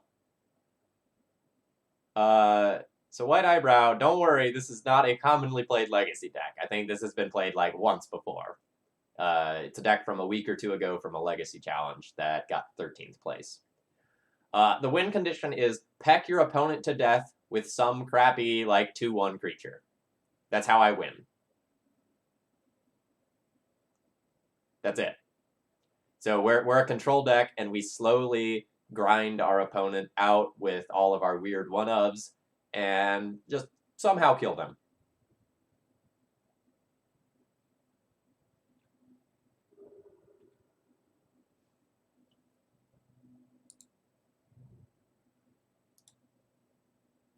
So I'm going to go ahead and fetch a basic swamp here.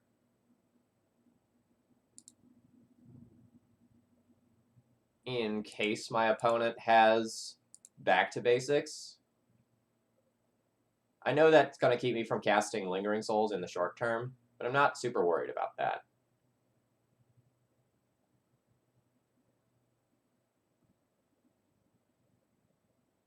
Yeah, it is indeed a super toolbox deck.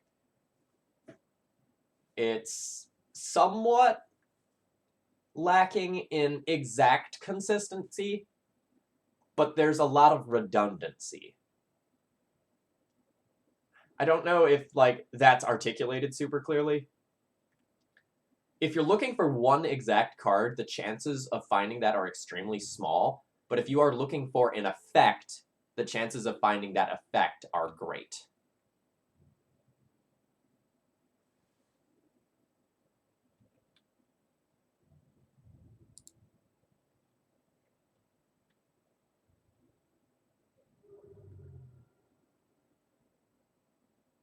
Oh, this deck is super fun. That's for sure.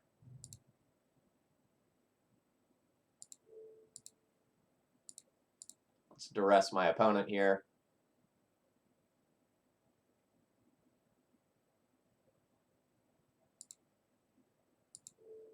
And yes, I will aggressively counter that.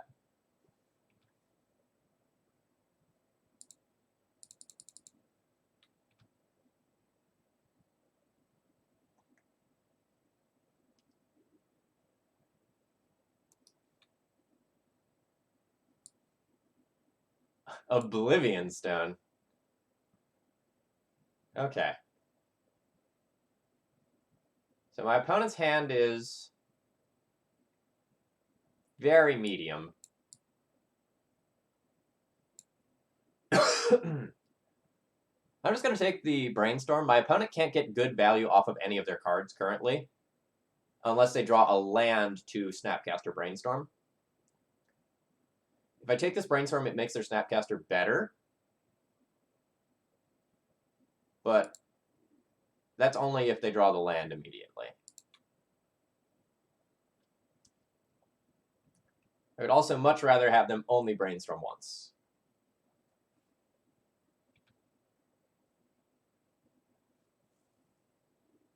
Oh, yeah. I'm very happy with Nihil Spellbomb as a draw.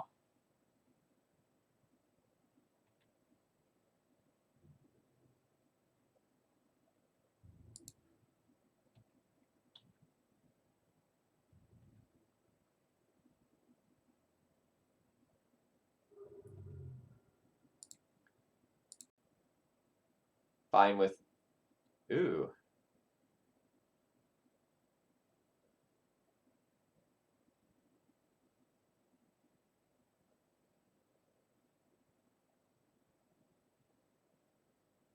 I can extirpate that Snapcaster Mage in their draw step.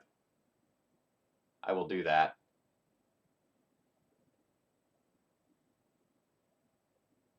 Actually, I'll probably extirpate it immediately, just so they don't play it as an Ambush Viper. Alright. So, if my opponent clicks me, what do I not want them to see? Probably my own Snapcaster Mage. So probably bury Edict 2 down, and then play Snapcaster. Actually, I'll bury Canonist 2 down. I can't cast that.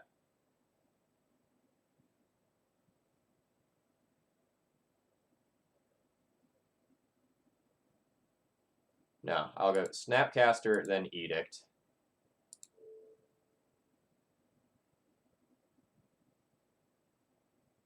I'll extirpate your Snapcaster.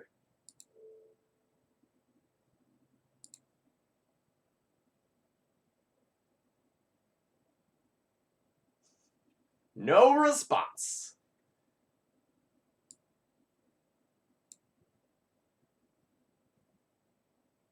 All right, somebody tell me what patient rebuilding is. I don't know that one.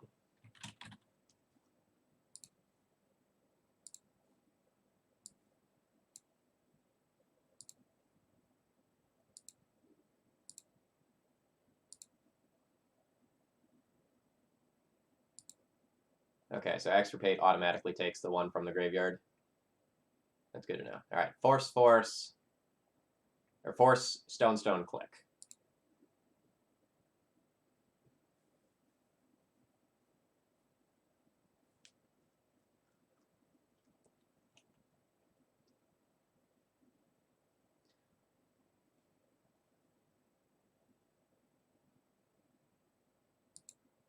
Do I just want a Pithing Needle Oblivion Stone? Super preemptively? Probably not.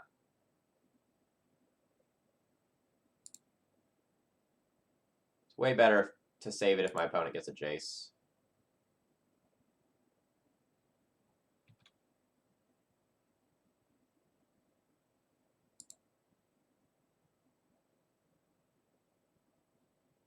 Force, click, stone.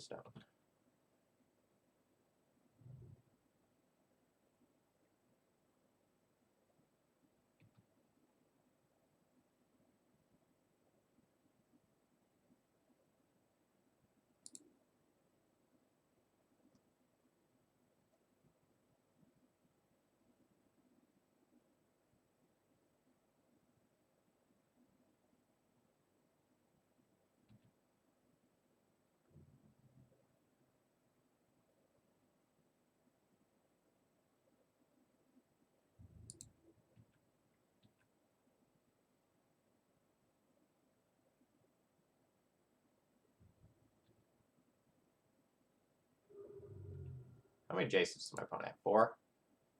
3 Jaces. This Oblivion Stone does nothing for a long time.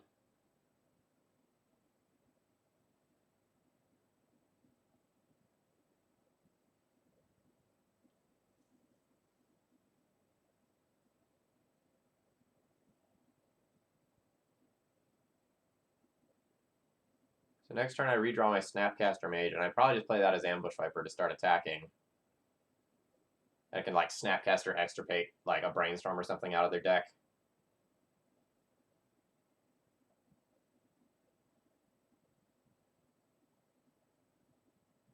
Huh.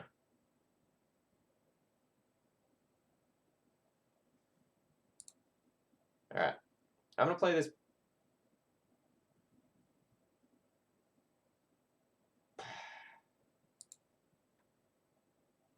I'm not gonna answer the O-Stones.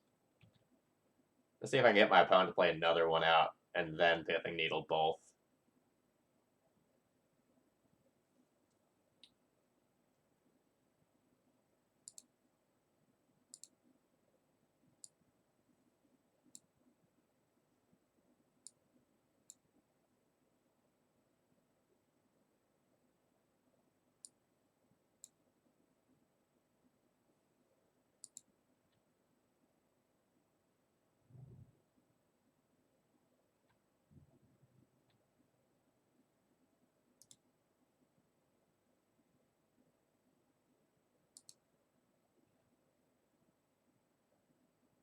So I don't actually want to crack this Spell Bomb because I want to Snapcaster extirpate Brainstorm.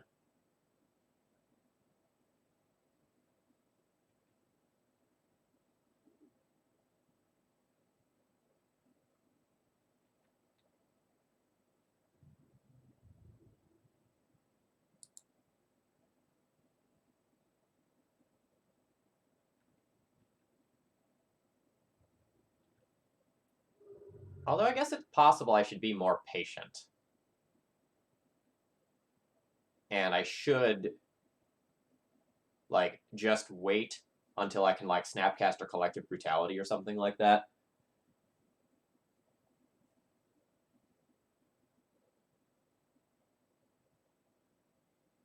Yeah. Okay. So, I'm going to go ahead and Pithing Needle here.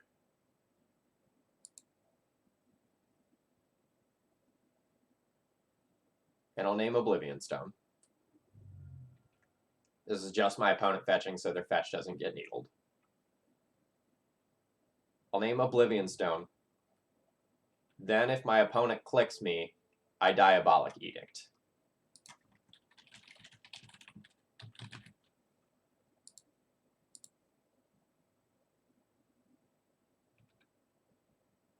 If my opponent does not click me, never mind. We don't need to talk about that scenario.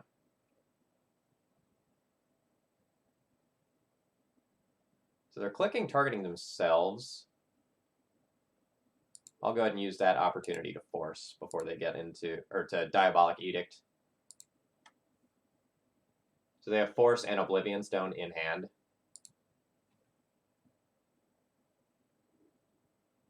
So their second Oblivion Stone is gone. Their click is gone. So they have Force of Will and Mystery card.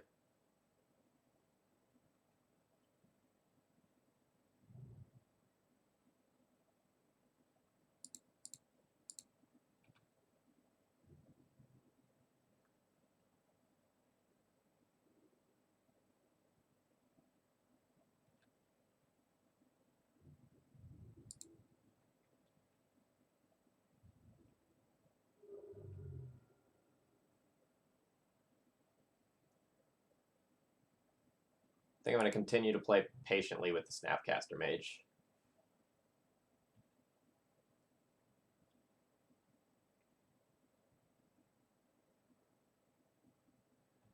Your Ponder is fine.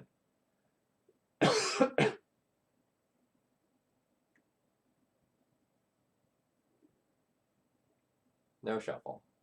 Another Ponder. Also fine.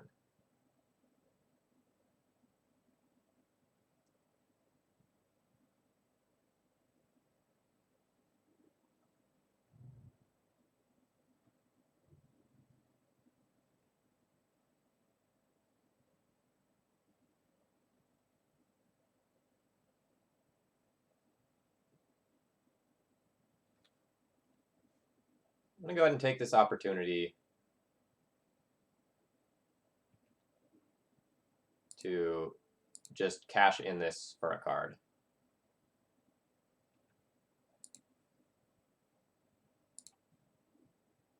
Tainted Pact is really good. I probably won't cast it yet, but it's very powerful.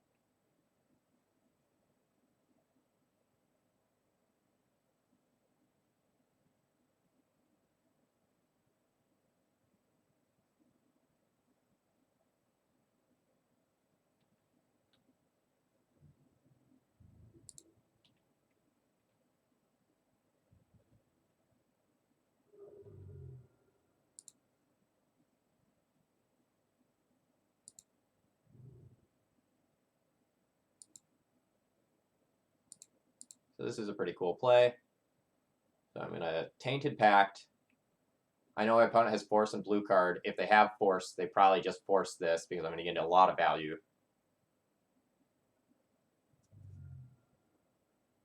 Force pitch Snapcaster Mage. Deal. And now I can Tainted Pact for something disgusting here.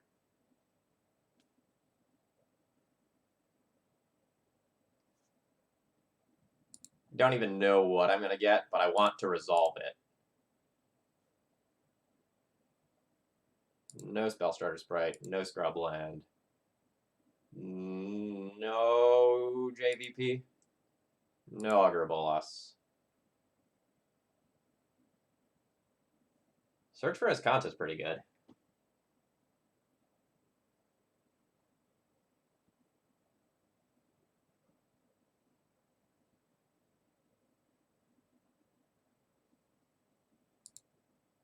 Let's see, what can I get that's better? Glenalandra, click. Venser, Lily last would be better.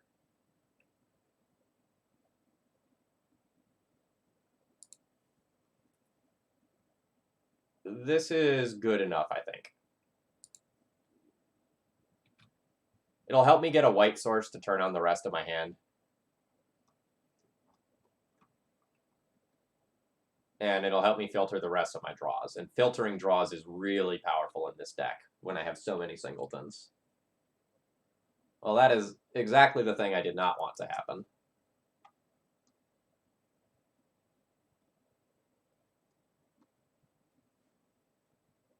Oh yeah, the Saturday morning streams historically have been full of viewers.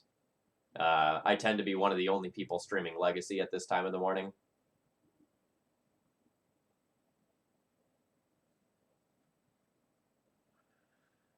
Okay, so this turn I need to make the choice. Am I going to try to kill the Jace this game, or do I just try to kill my opponent? Because I hit my opponent to 10, I can hit them for 7 to 7 next turn. Otherwise, I hit Jace to 2, Jace goes up to 4, I hit Jace again.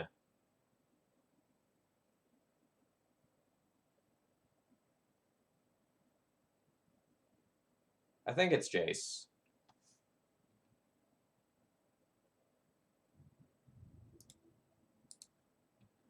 I would like to keep Jace in the mode where it is just fate sealing rather than brainstorming.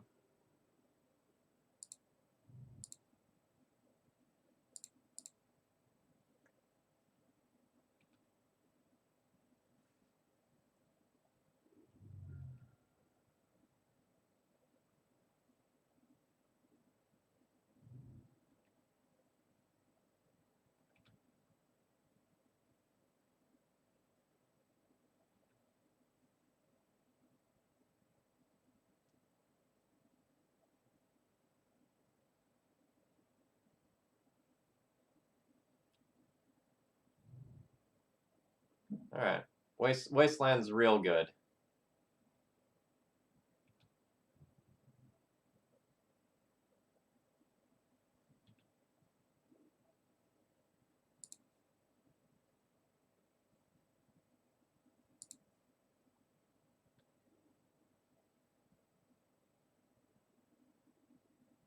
So my Mishra's Factory is just going to die if I animate it. Let's look for some cards.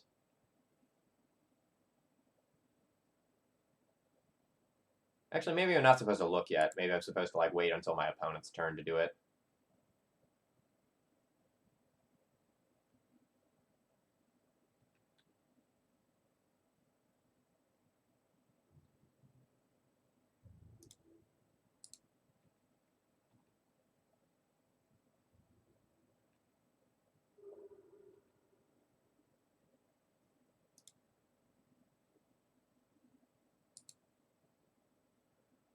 I guess if I draw Lily Last Hope here, I'd really want to have done this right now.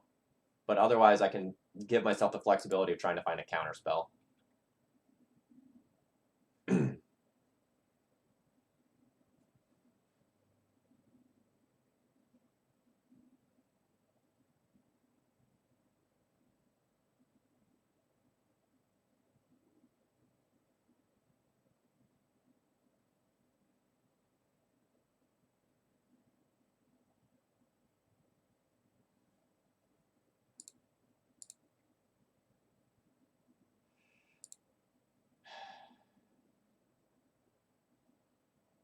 This is awkward. I think I want to leave my island open.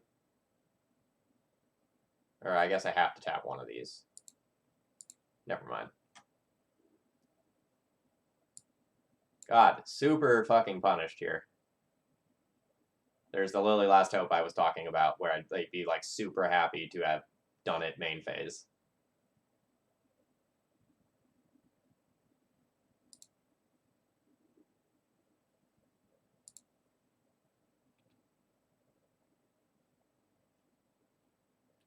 I also guess because I had this as Kanta, that was a nifty target. I could have tried to attack with the Jace. If I attacked the Jace, my opponent would have had to have wastelanded this, and I could have saved this. But now this is... Like, these two cards together are presenting lethal on Jace in the next turn cycle.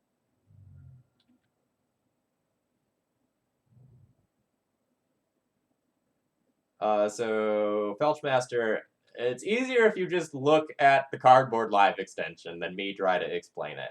We're playing a Tainted Pact Control list. It's, spicy is probably the correct word.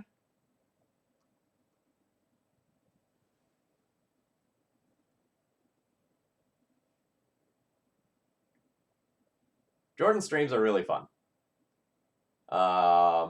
I watched a whole bunch when he was playing the, like, blue, white, red Stoneblade lists with Spellstarter sprites. They were very entertaining streams. Yeah, okay, so I guess, like, just looking at the list doesn't give you the best idea of everything that's necessarily happening.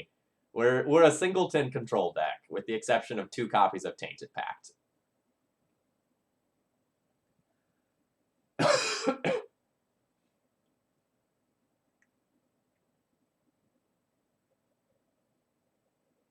Alright, you get my Urborg. That's fine.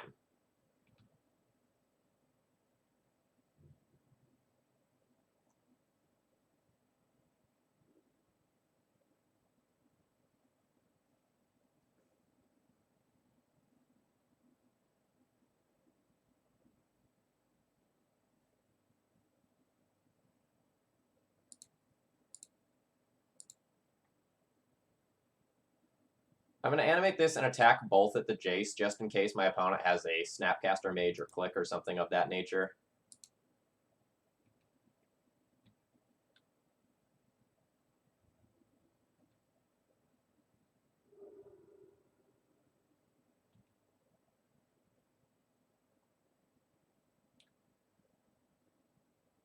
At the cost of 2 of my lands, I could play Lily Last Hope right now. But I think I'd rather play Lily Last Hope at the cost of 1 of my lands instead, and use Spell Snare to defend it. Or actually, I'm okay with playing Lily at the cost of 2 of my lands if I can defend it from actual factual counterspell with Spell Snare. Accumulated knowledge is draw 1 card. Yes, that's fine.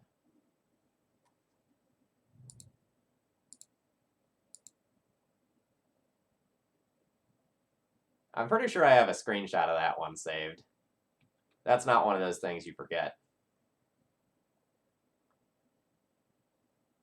I would love to draw a white fetch. Well, Vindicate will beat the back to basics eventually.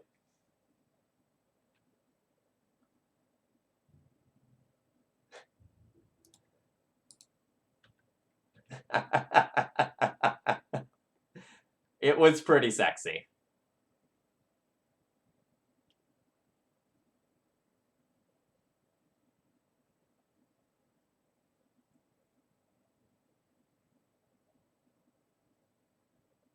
He can be aroused by both, it's fine. Anyone would be, honestly.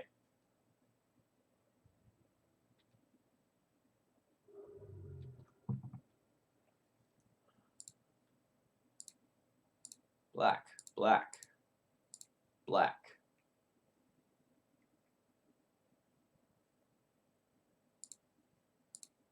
Man, I'm so glad I play around cards.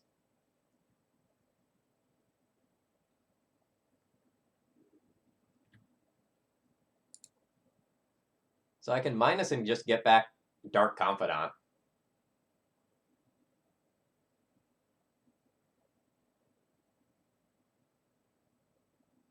Which seems very good.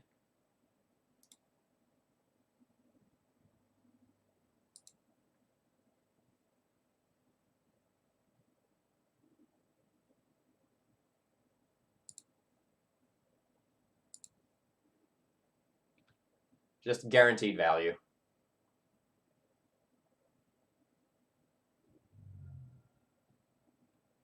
That was a spell snare, not a spell pierce.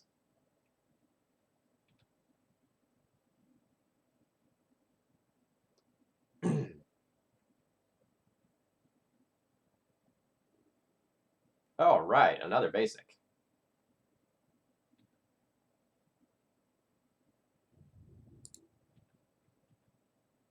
Hey, chat, do I have to play another game if I win? Quick question. I don't remember. I feel like the answer is yes.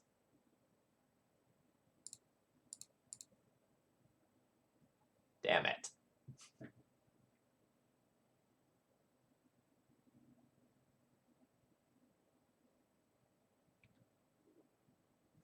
Neat. I gave my opponent the mana for Dismember with my Urborg.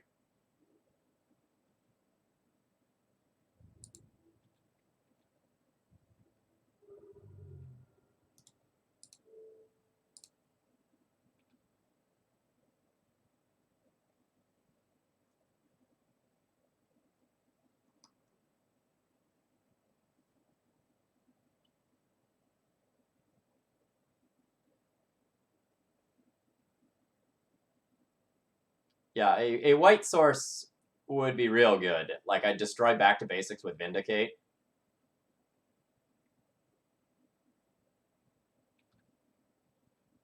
And then, like, my Mishra's Factory would end this in a hurry. Otherwise, like, we still have a whole bunch of threats.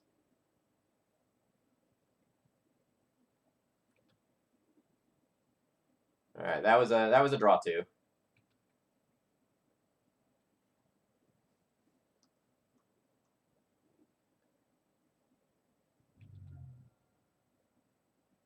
We've been doing just fine without the white sources, thank you.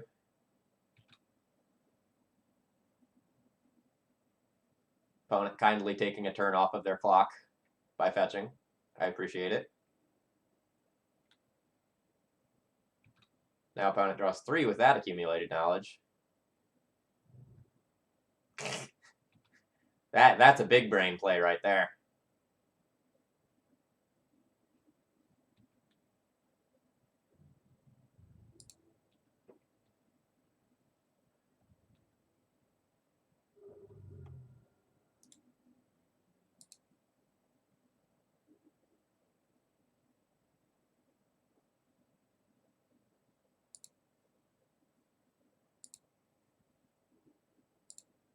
It's possible that like Snapcaster Mage plus Brainstorm is a better play here. But I kind of thought that one way or another that card was going to get answered.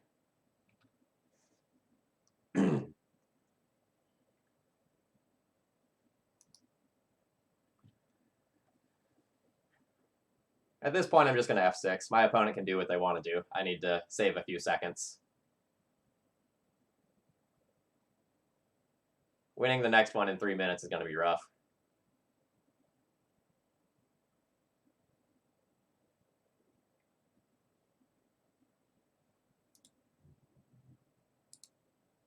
All right.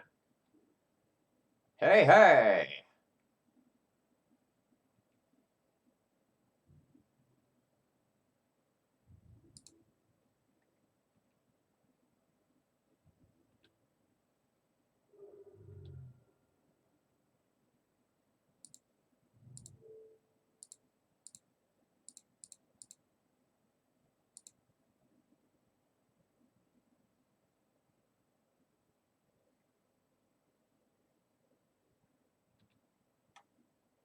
Guess I'm not paying for that.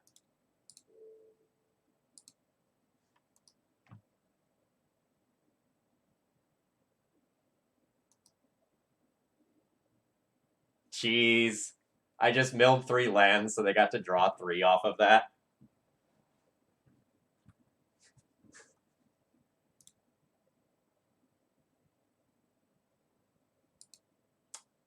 Well, maybe that card's actually good. Someone should clip that. That's solid right there. Opponent says, man, I'm going to deck myself.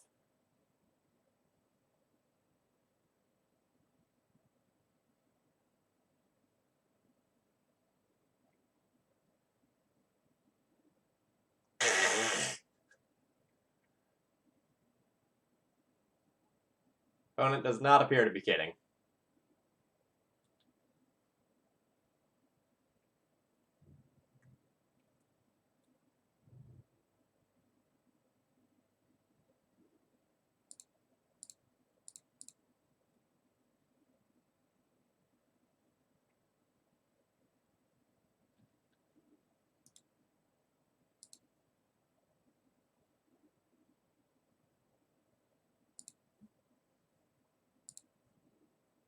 Note, I'm getting super aggressive with this Lily, because either I kill my opponent, or they deck themselves.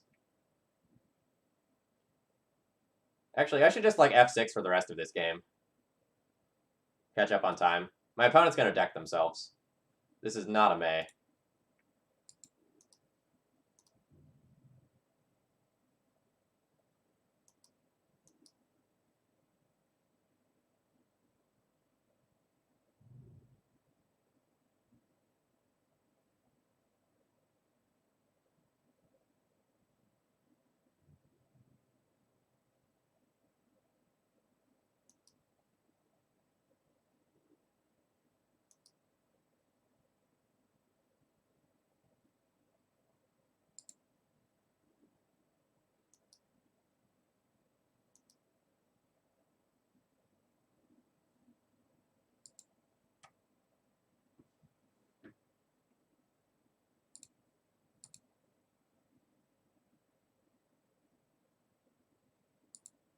This is just a 60-card deck. This is a normal 60-card deck.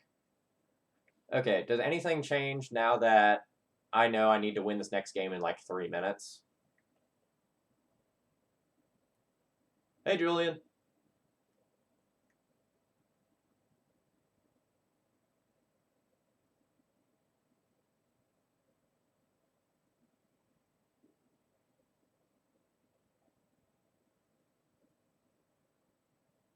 I'd consider Containment Priest just as a 2/2, just to like clock my opponent.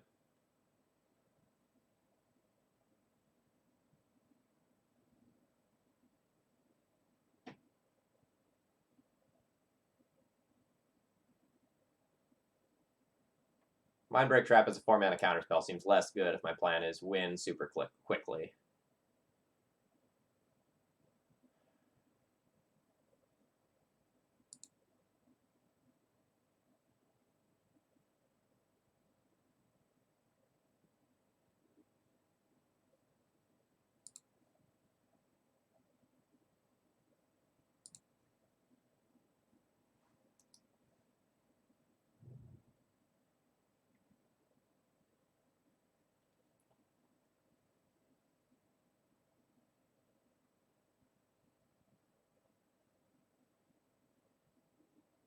Awkwardly, I can't Containment Priest on 2. I would have to Spell Strutter Sprite on 2. But that's fine.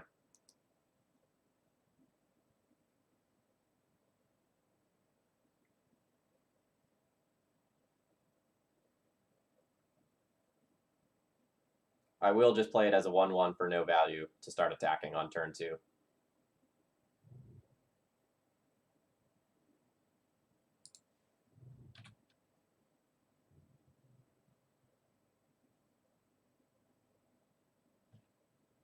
I'd love to eat a cantrip here.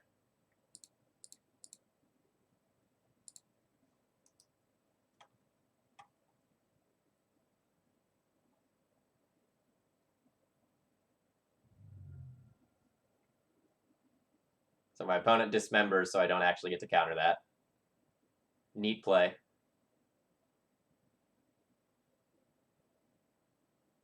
I want to draw a land so that I can Lingering Souls. Shit. Shit, shit, shit, shit. Awesome!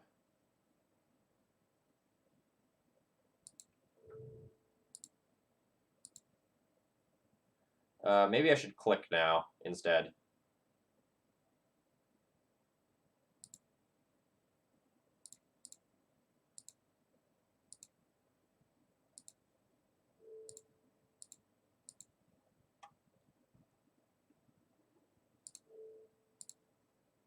Kind of think my opponent has a Jace if they didn't Wasteland me.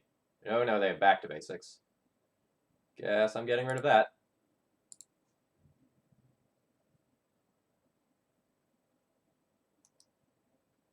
Seems poor. No, they can't force it because of the cavern. Never mind.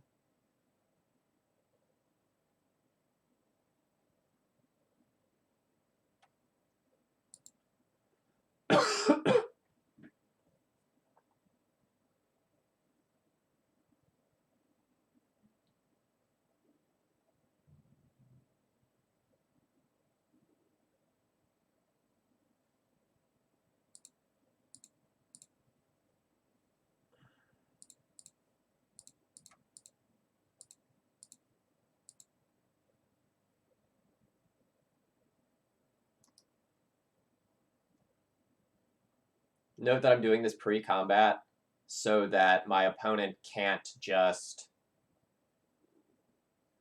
decide to like wasteland me mid-combat and keep me from casting a spell this turn.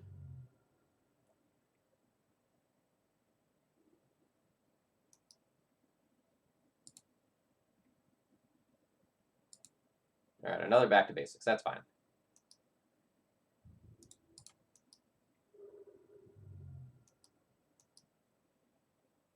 I remove the stop on my opponent's upkeep to increase the chances that I can just F6 through this game.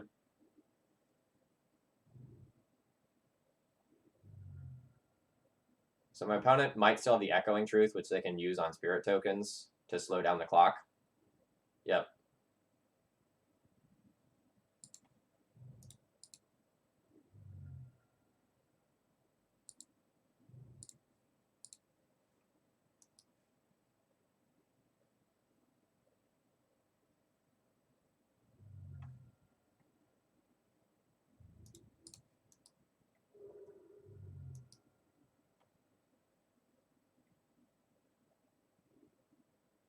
All right, that was the draw two.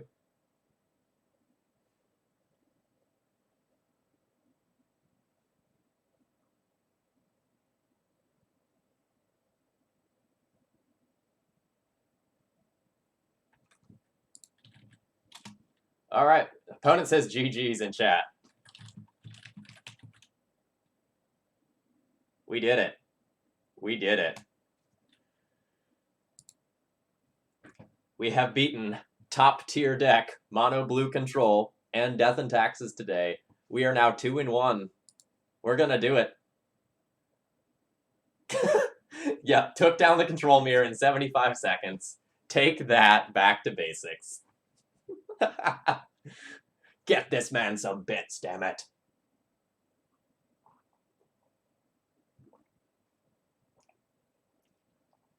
So, like, just speaking of cash, I do want to thank my sponsor for today. This was a donation deck list. Army of Thalia donated to see this deck list in action, and boy, this one is something special. This is a lot of fun. Really enjoying this. I do have a pretty sweet donation queue lined up. So just kind of looking at the next couple of days. Monday is Mono Black Control. I'll draft up a new version of that deck list. Then we've got D&T with Hallowed Spirit Keeper Wednesday, Stoneblade Saturday, and then a really cool like Trials Enchantress list that uses some of like the Trials and Cartouche type cards to like keep bouncing enchantments back to hand for value. Yes, that is indeed Legacy Premier League raffle winner hashtag Julian. Well, chat, we've got to beat up Julian. It's got to happen.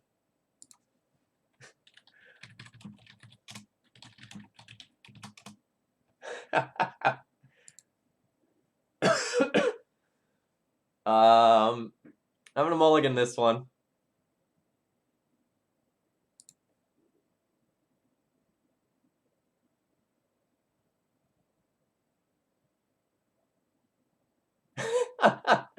Julian says, I'm going to put on some Mega Man music on my side. No, Julian said he's leaving the chat. We don't have anything to worry about there. Julian's cool. All right, so I'm going to put that on the bottom. And I am going to preemptively cast EE on one under the assumption that Julian is playing Elves.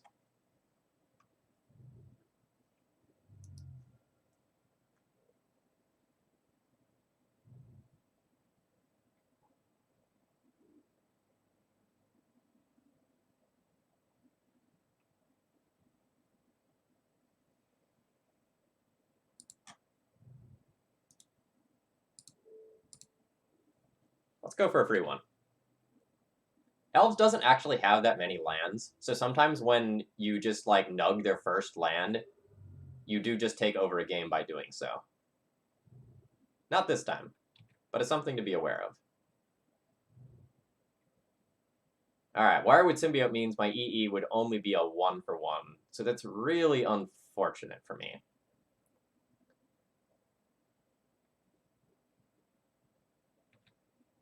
I'm just going to let that happen.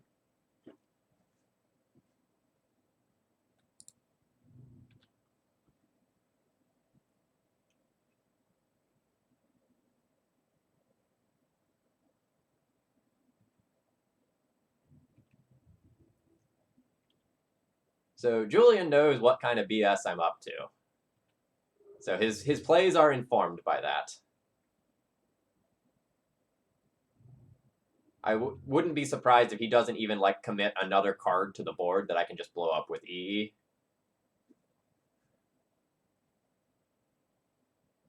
Do I have any like bullshit artifact or enchantment that can destroy elves in my main deck? Crucible, EE, Bridge, Needle, Bitter Blossom Chain, Search. Not really. So I'm gonna go ahead and brainstorm here. I don't want this. I don't want this. I'll just shuffle those away with Enlightened Tutor. Let's nug that Wirewood here.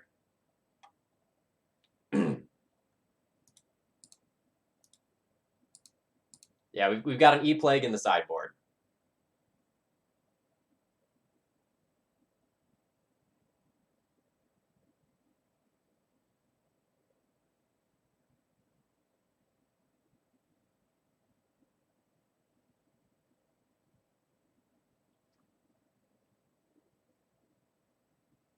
Oh, nice. Julian only has 2 forests, so I get sick value.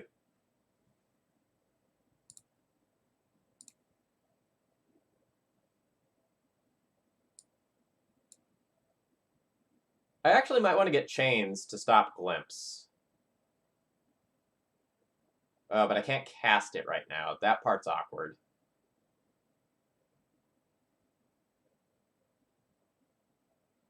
I guess I'll take a Bridge.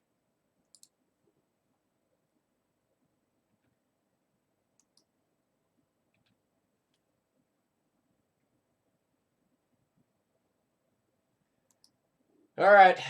This is the part where Julian usually cues up that ba-dump, ba-dump, ba-dump, ba-dump, ba-dump, ba-dump, ba-dump, ba-dump, ba-dump, ba-dump, ba-dump, ba-dump, ba-dump, ba-dump,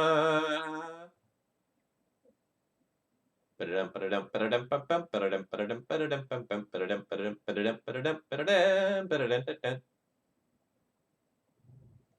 Uh-oh.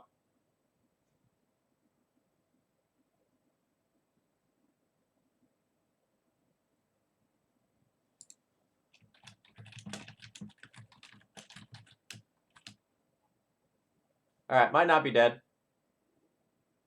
Second glimpse. Uh-oh.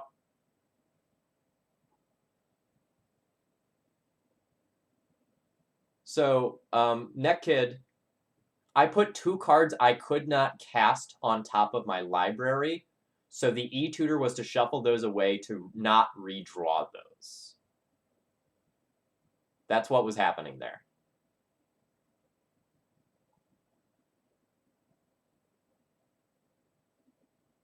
Oh yes, I very much expect to be dead, but I might not be. If I'm not dead, and my opponent doesn't Rex Sage, then, like, maybe I get there.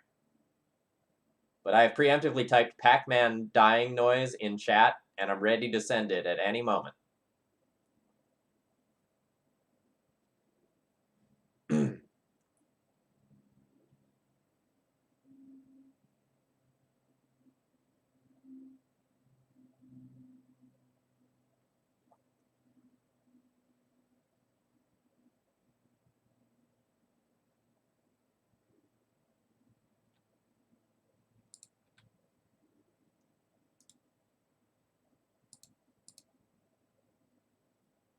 I'm not technically dead.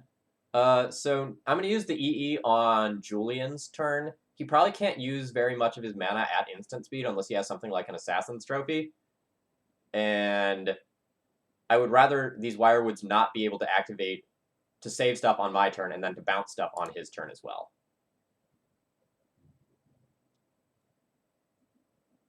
Yeah, Julian's bullying us.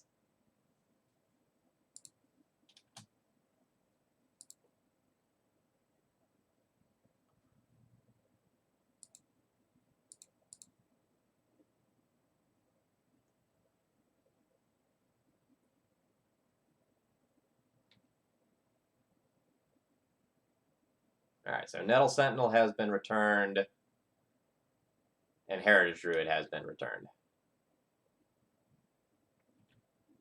Alright, so Julian still has 10 cards.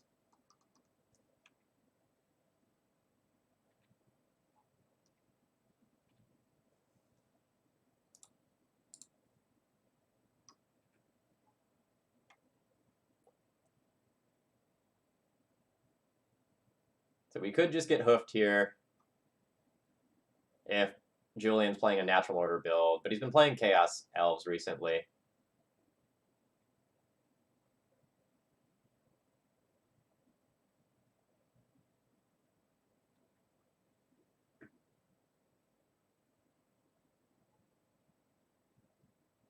So JD, Shalai was fine earlier this year. I definitely did not hate that card. It's very good at protecting your own stuff. It's bad when there's a bunch of opposing Caracas around, though. Oh god, that's a lot of mana. I should just be dead. Alright, Julian is playing natural orders. So, rather than Shalai,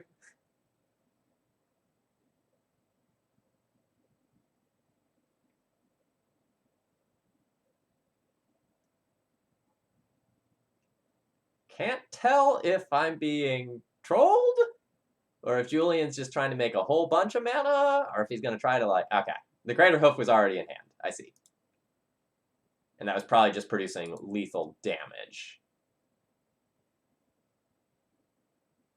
Yeah, so now that's the untap, and then I can't actually see that. Yeah, that is lethal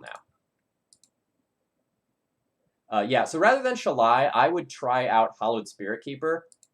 They kind of do similar things.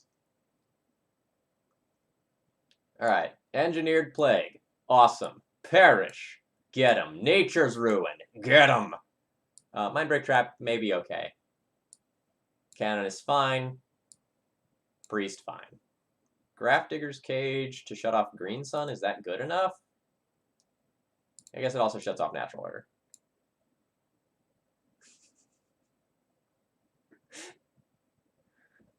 Alright, let's figure out what's bad. Electromage is unplayable. Crucible, terrible. Vindicate, probably too slow.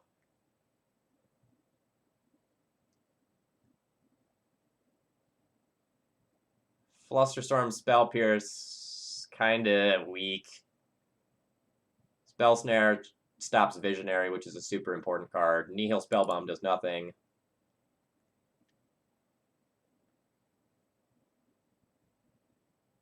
Diabolic Edict is a removal spell, but a very poor one. I probably don't want that. Venser, I guess, is a recurable counterspell if I get to the super late game, but that seems ambitious. And Ensnaring Bridge seems like the sort of thing that's easy enough to play around, so I probably want to cut that. Unless I think the Rex Sages are getting boarded out.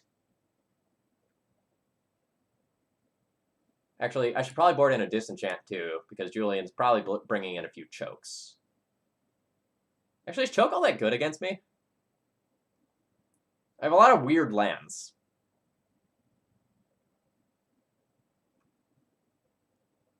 I still probably care about choke enough to play that.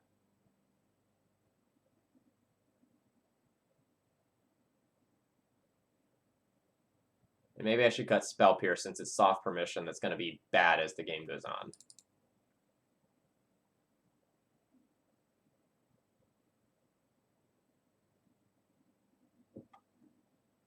Alright, I'm good with this. Unsure about Ensnaring Bridge still. I think it's bad.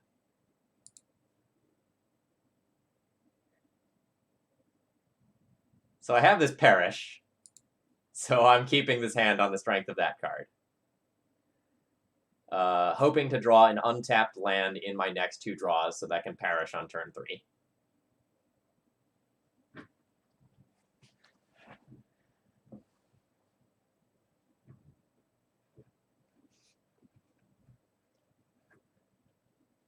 If we win a game by perishing Julian, and then Snapcaster perishing Julian, I will be so happy.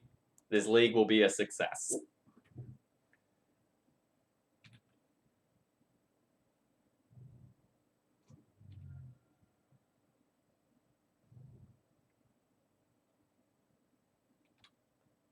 Green sun for a green creature that dies to perish. I accept. Oh man, we have the land. We have the land for perish. This is not a drill. This is not a drill.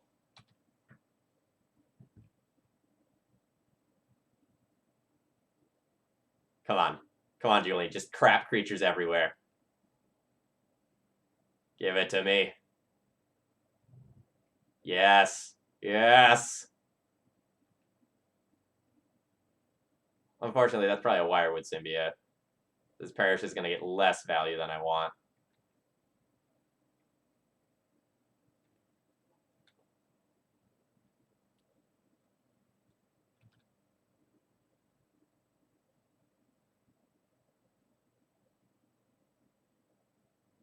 Do I just take my 2 for 1? I'd probably just take my 2 for 1. If I try to get greedy and extract more value, I might just die to natural order.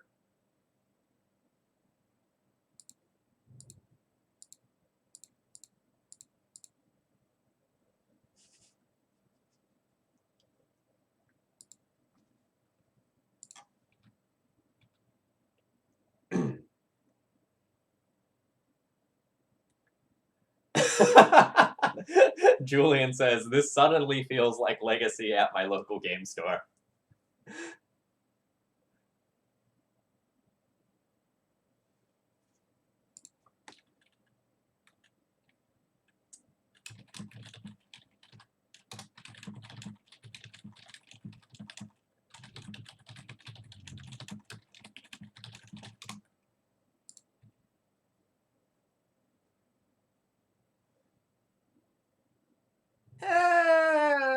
I wouldn't go that far.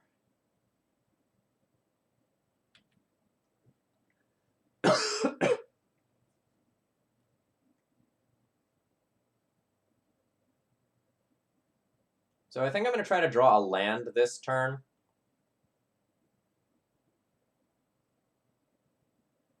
Actually, maybe I'm supposed to Enlighten Tutor in my upkeep.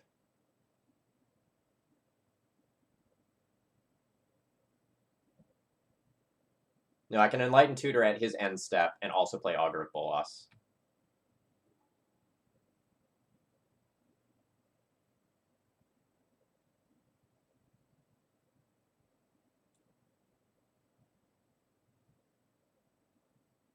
And then I can Engineered Plague on Elves.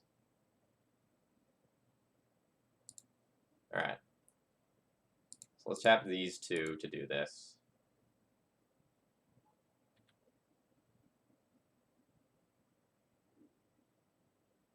Oh man, we're showing him the Nature's Ruin.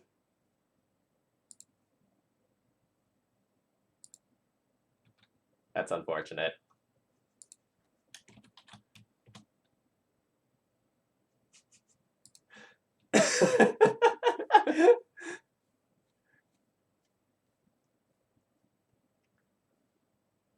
No, I think...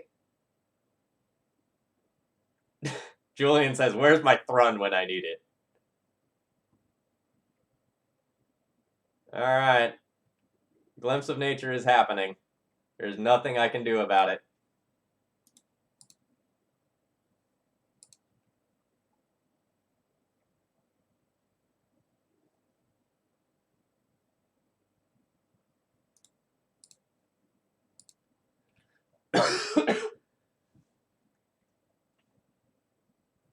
So I'm looking for Julian to fizzle.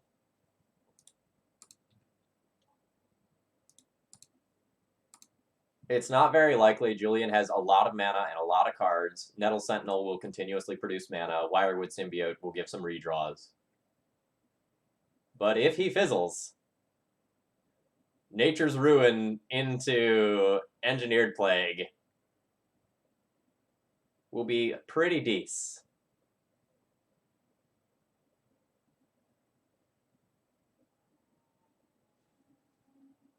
I'm gonna set this on my turn so I don't forget.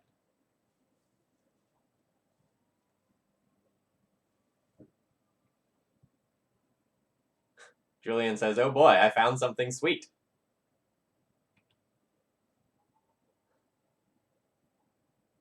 I think this is match 4. We're 2 and 1. Likely to become 2 and 2 here.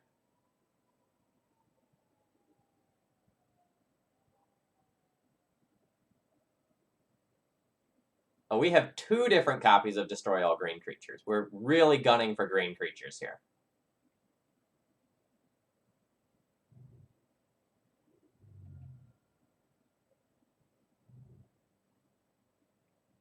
Ooh. Archon of Valor's Reach is decent. So my opponent's going to name Sorcery for my Nature's Ruin.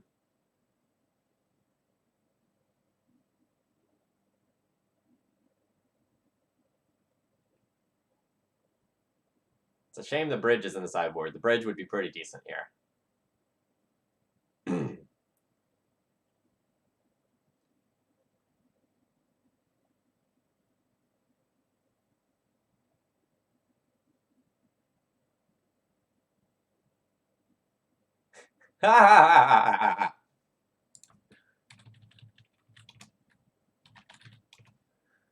So Julian says, I keep forgetting the Archon's symmetrical. He has the natural order, but he can't cast it.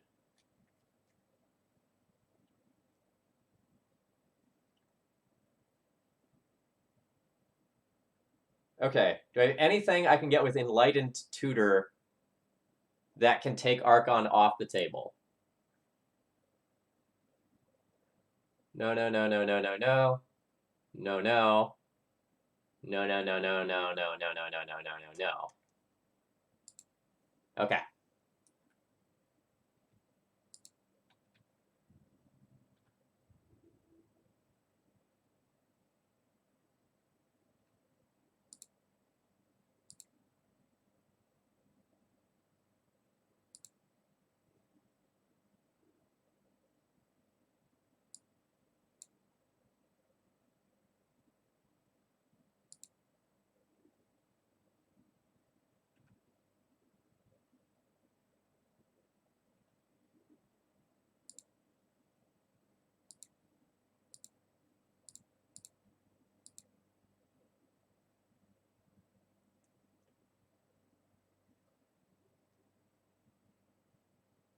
It's possible that I should not have done this Engineered Plague, and that I should have just tried to draw either Swords of Plowshares or Path to Exile to remove this so that I could Nature's Ruin in the same turn.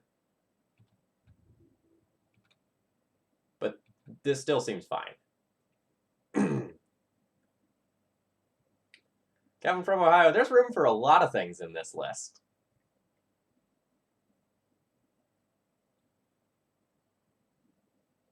Oh, no.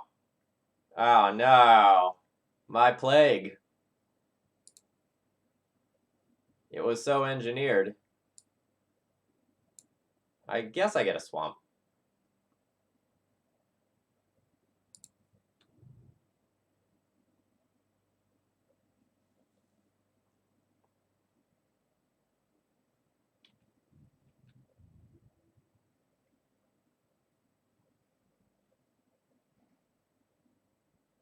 So if I block a Nettle Sentinel and I try to trade for a Nettle Sentinel, the second Nettle Sentinel just gets bounced. But my Snapcaster doesn't have any targets right now and is not likely to have any targets in the foreseeable future. So I think I just go ahead and flash this in.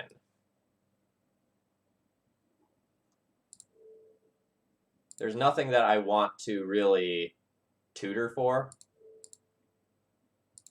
at this time. So I'm fine with this.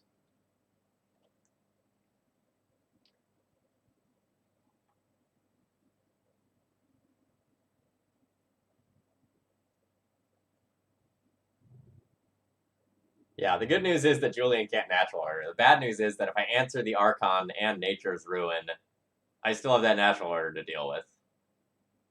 And Julian's just discarding at this point.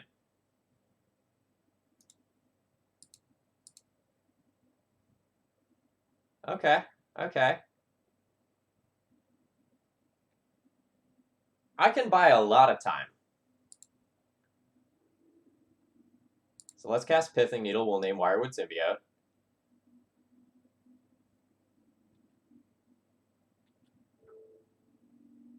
We're 2-1 currently, but this battle against Julian is rough. You have some awesome video from earlier to watch. Let me tell you. Fuck, this is a sorcery! No! Alright, so remember what I said about buying a lot of time? That became less true.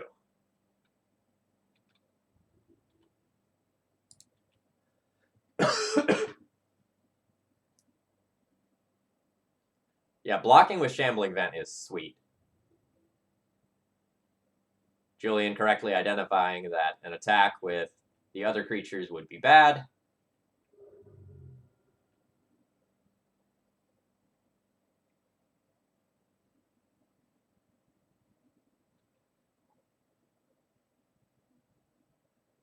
Yeah, so here's the thing. Remember, Julian's good. So we're not going to get a lot of that, like, free stuff that we might want.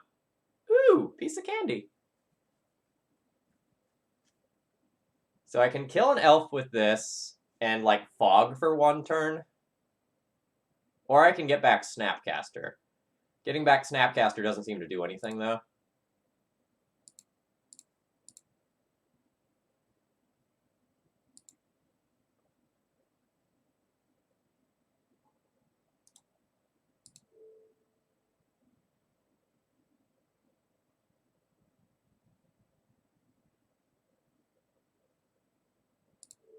I'm still going to remove the Wirewood, because if my opponent, like, Rex Ages or Assassin's Trophies this, I could get super blown out.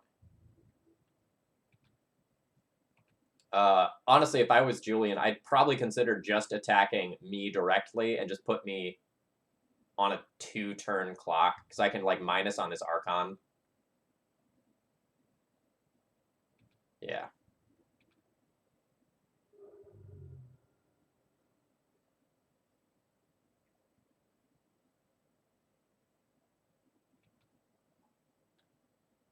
Alright, come on. Give me a way. Give me a way to answer this Archon. That is not it. So this can do 2 damage to that. If it were to block, then that's not enough to Lily get it. So my out is get back Snapcaster Mage and mill a Swords to Plowshares. Let's do it.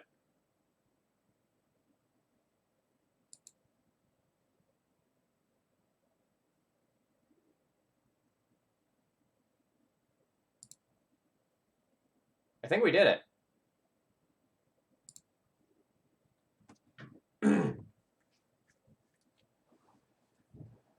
So I can go 2 mana Snapcaster Mage, 2 mana Tainted Pact, 1 mana remove Archon during the attack step. And then try to Perish or Nature's Ruin afterwards. Okay, we might pull this off.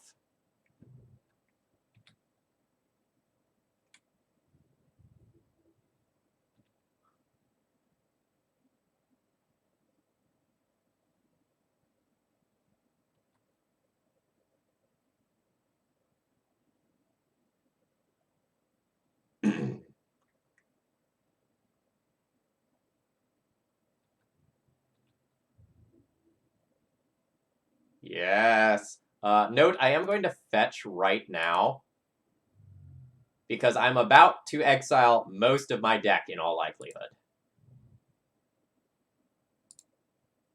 Alright. Blue and black. Snapcaster Mage. Snapcaster Mage targets Tainted Pact.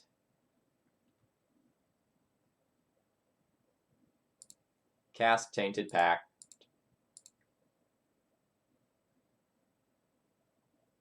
No Bloodstained Mire. No River of Tears. No Search. No Inquisition. No Urborg. No Spell Snare. No Glenalandra. No Strix. No Click. No. No. Still no. Not good enough. Swords to Plowshares. Sword Splash Airs is good. Yes.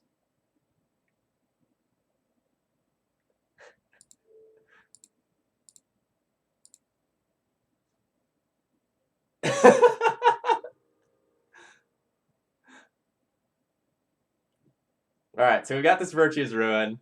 Let's see what Julian can do to me.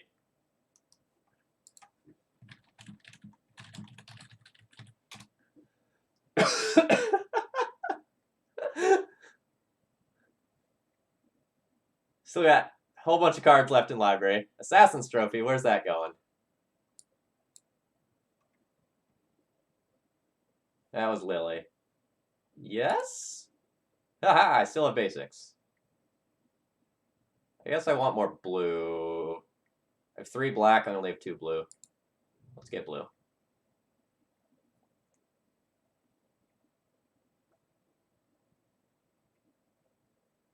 I hope Julian doesn't have something like a Rurik Thar to just, like, natural order up. Alright, Rex Sage's the Needle. Okay. Wirewood Symbiote, yes.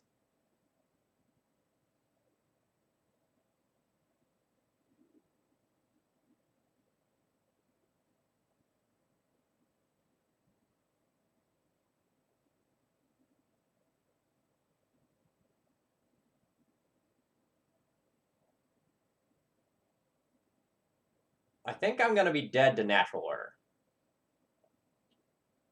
So I can go Nature's Ruin, my opponent returns 1 elf, and then they go, like, elf, natural order, and then I just die to the haste. So I'm not going to be attacking this turn. Alright. So let's Nature's Ruin.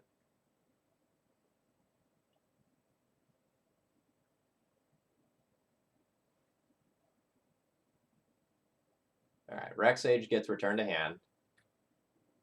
I get my 3 for 1.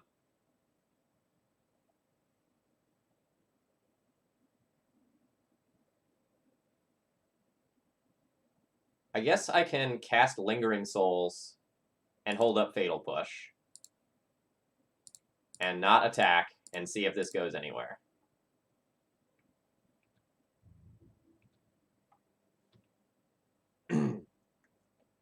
It's possible that, like, Fatal Push on 1 creature might make me not take lethal. Yeah, Wirewood Symbiote is legitimately an insane Magic card.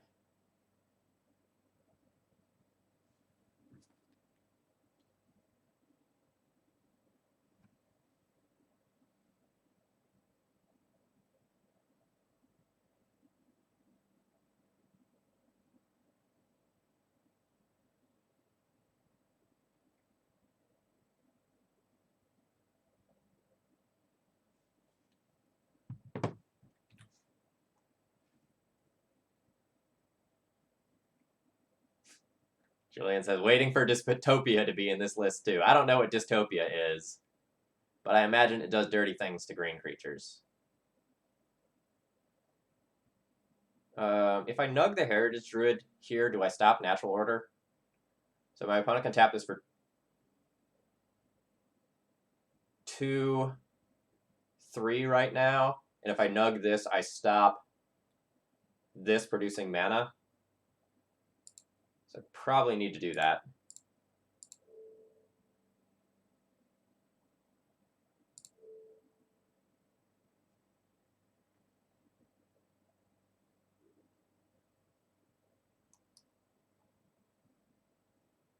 I guess that doesn't stop natural order, right? So my opponent just goes 2, 3, Quirion Ranger, bounce a land, natural order.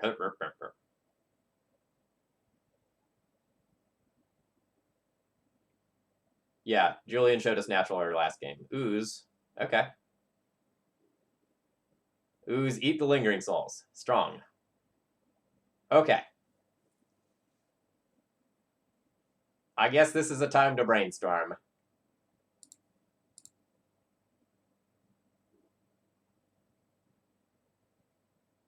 I guess Mindbreak Trap is acceptable. So we'll put back Swamp, Disenchant. Play a land. Pass. Try to hold the ground. I can just hard cast Mind Break Trap for 4 mana. If my opponent plays like a natural order. The issue is that this Scavenging Ooze is going to become an absolute monster.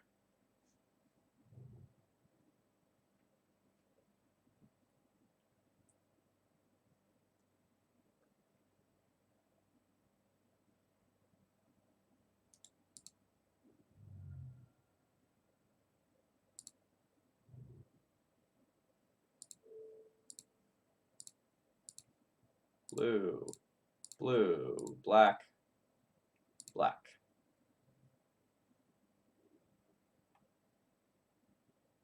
Now I can't animate the Shambling Vent this turn, which is unfortunate.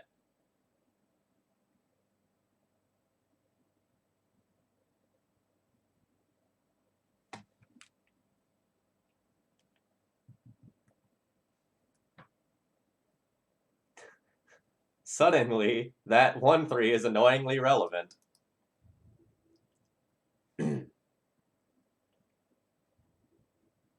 Alright, so I have an obligatory block on this Scavenging Ooze.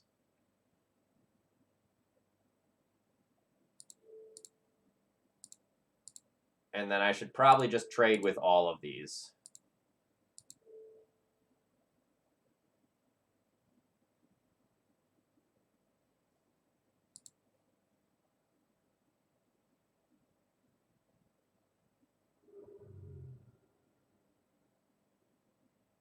Note, I can get an attack in or a block in with a Shambling Vent on later turns. Yeah, Julian is not just dying. Alright, Containment Priest isn't bad. So I don't want to attack with Shambling Vent. I want to block with it. So I go 2 mana for Priest, 3 mana for Animate Shambling Vent. I think I just passed the turn here.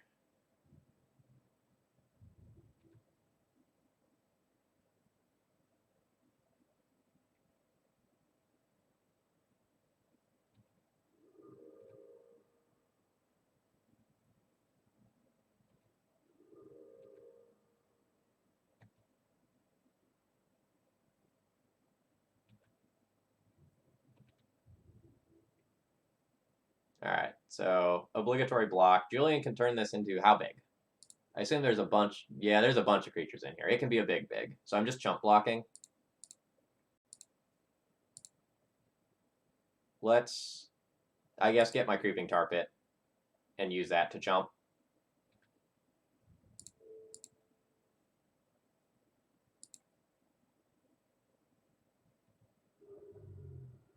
Just keeping the Shambling Vent around prevents a lot of the other smaller stuff from attacking.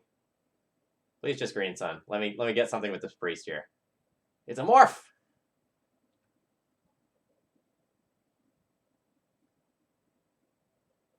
I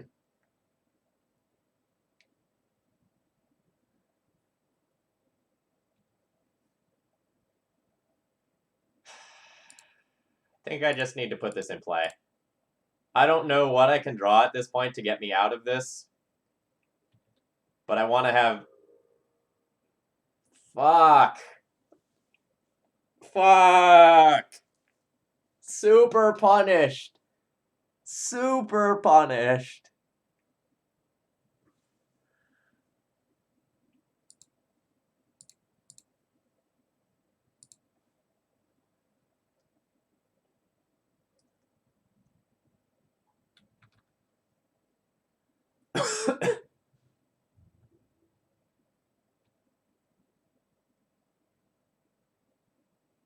God, I wish I would have held that Priest.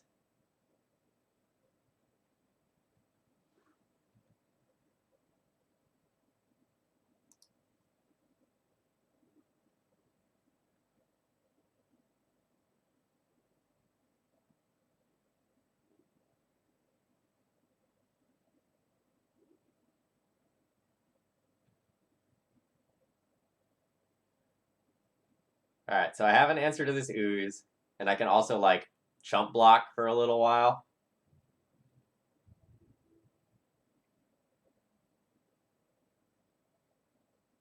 So I'm not obligated to just get rid of the ooze yet.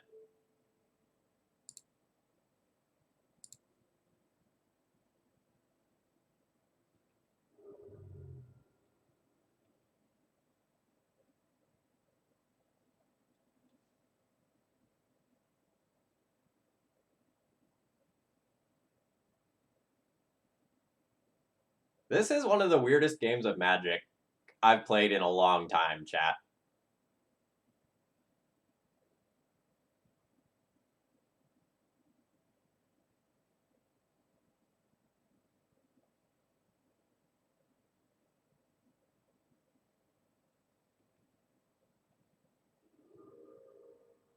What does that do? I only have 18 cards in my deck, so I don't know.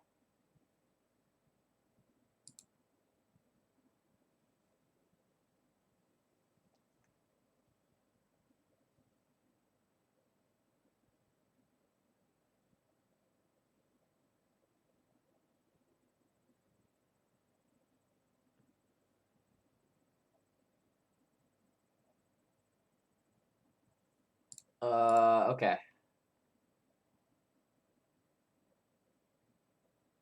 So I still have a large number of bodies that I can get with Tainted Pact. Yeah, Tainted Pact does stuff.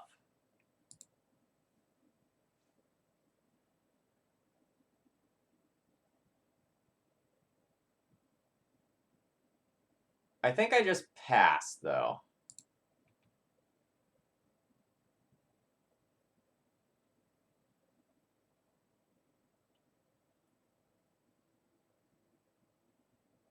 So I think I pass, chump block with Containment Priest,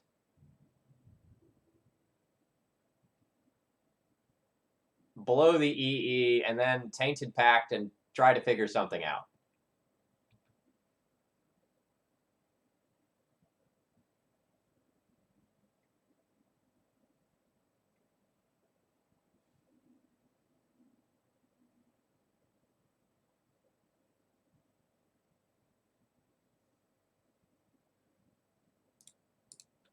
We're just going to always yield to that ooze.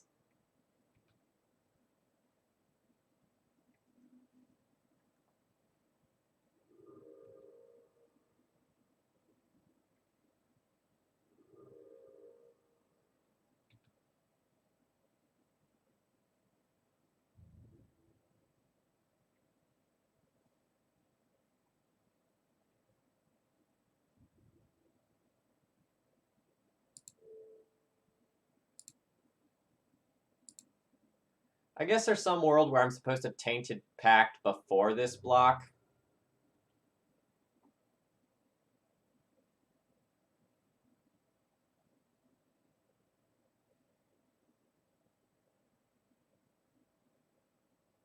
But I think the block, like, removing the ooze is obligatory, and this EE isn't likely to do much else on 2 if I just leave it here.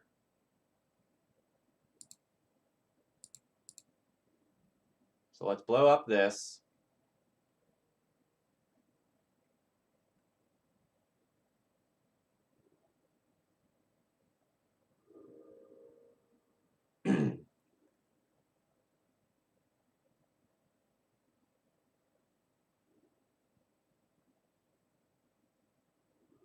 Sword Equip, I'm glad you're enjoying this, by the way.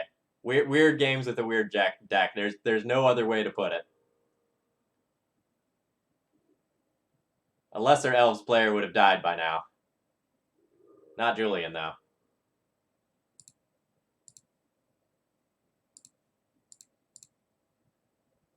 No Thoughtseize.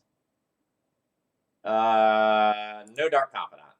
No Catacombs. No Cavern. No Disenchant. Is Collective Brutality good enough? I can just use it to kill the morph and then attack in.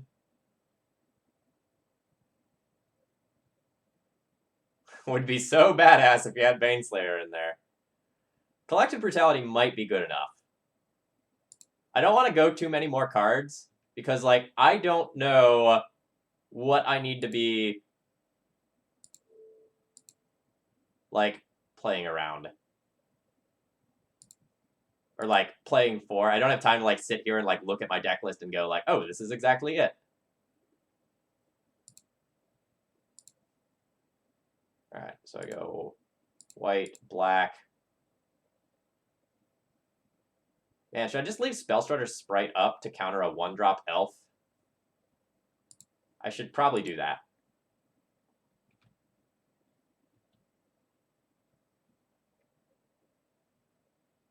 Yes! Yes! Got him!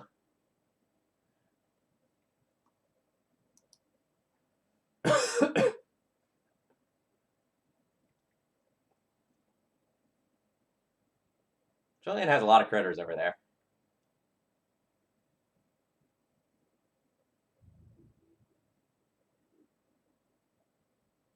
Oh man, Riptide Lab plus Spellstrutter Sprite means I get to counter all of the 1-drops for the rest of the game? Okay. So I can go 1, 2, 3, animate Shambling Vent, then have 1, 2, Riptide Lab Spellstrutter Sprite. But I'm not willing to trade this, so I can't take that play.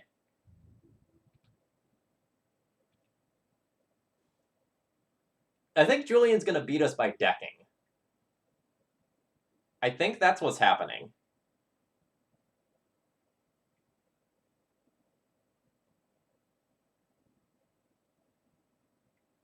Or not. Does he have it? Is it still in there? It is still in there. Well, we tried.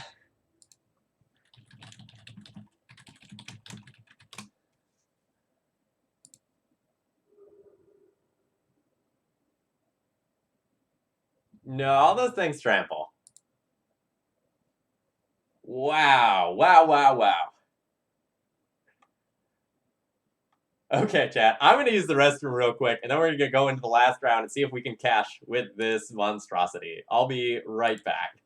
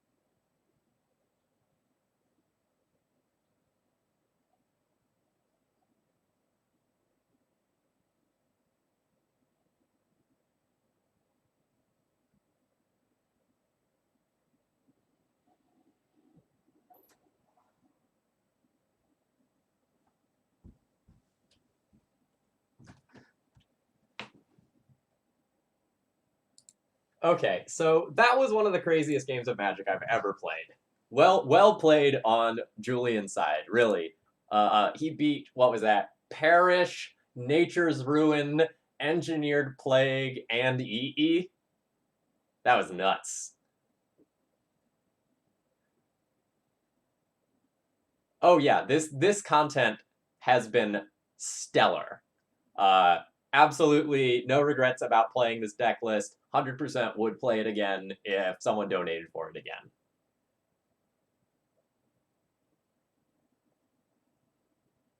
So, like, if that game showed anything, it's how much game you can have if you are just playing powerful cards in Legacy, right? So even though this deck isn't, like, built optimally by Legacy standards with, like, you know, all your, you know, 4 Brainstorms, 4 Ponders, and whatnot, you still can do a surprising amount with powerful Legacy cards, and this is what I like. Like, if you just play a bunch of sweet cards that you like, you can do pretty well in Legacy with it. And that's awesome. Like, this is why like Legacy is the like best format in my opinion. You don't get crazy games like that in a lot of other places.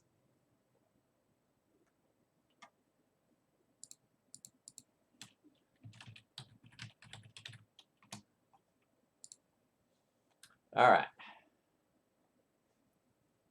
I have a very good hand against a fair deck, a bad hand against some sort of like controlling deck. I'm gonna go ahead and keep this. Hope my opponent's playing something fair.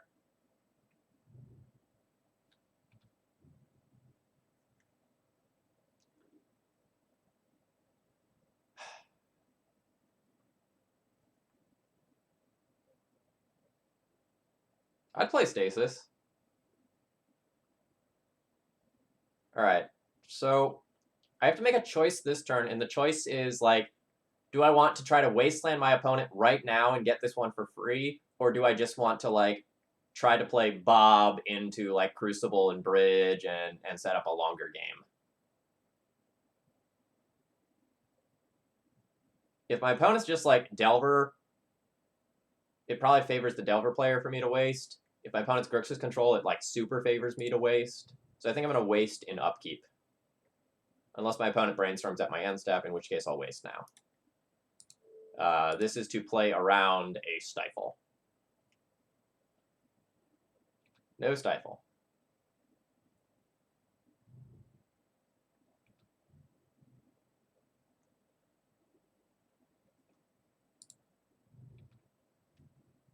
Feels kind of like I'm going to be playing against Grixis Delver here.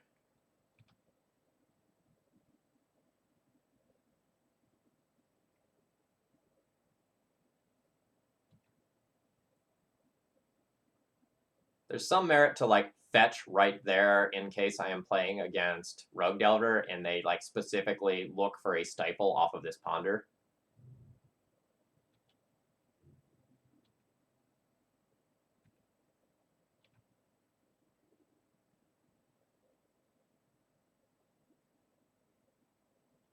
All right, show me Stifle.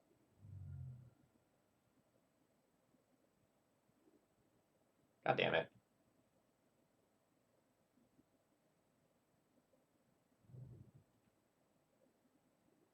Oh, okay, great.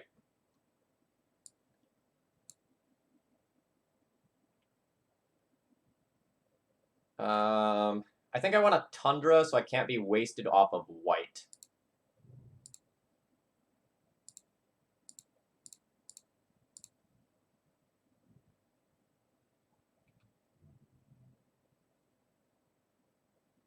Man, my opponent is Sneak and Show, and they cast Sneak Attack, and I just put in this bridge. That is going to feel great. Ooh, it is Sneak and Show.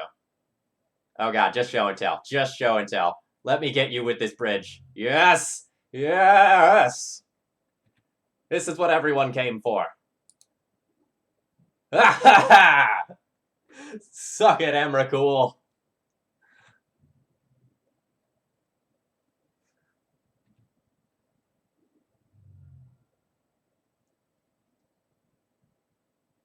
We'll figure out how to deal with that later. We'll win somehow. It's my current plan to make my opponent just concede.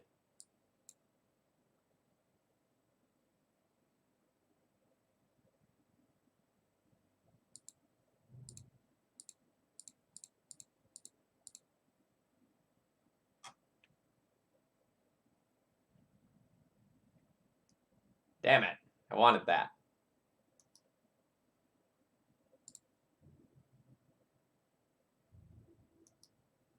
Oh, I have an answer right here. Yeah, I can just like Reflector Mage the Emrakul, get it off the table that way.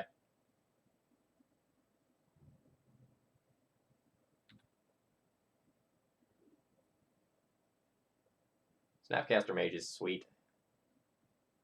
Do I want a Reflector Mage now? I don't think I want a Reflector Mage yet. I think I want to Vendilion click my opponent in their draw step, kind of like make sure the way's safe for Reflector Mage, and then play it.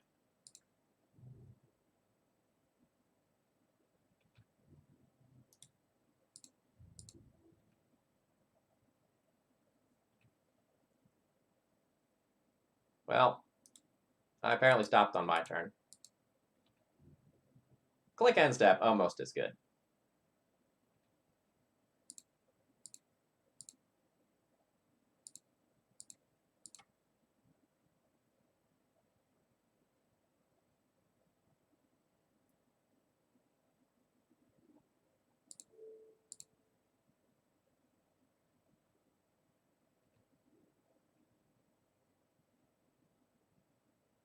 Well, I'm really glad I did this.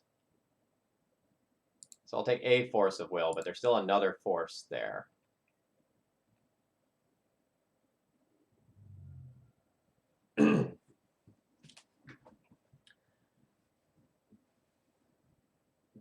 So Tainted Pact will be good enough to get a force of will.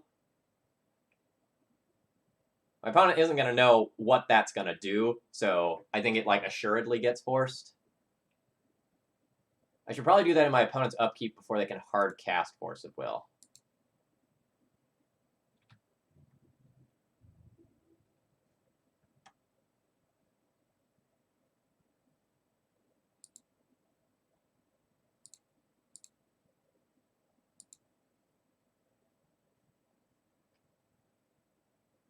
Note, I'm doing this now because right now I can pay for Flusterstorm.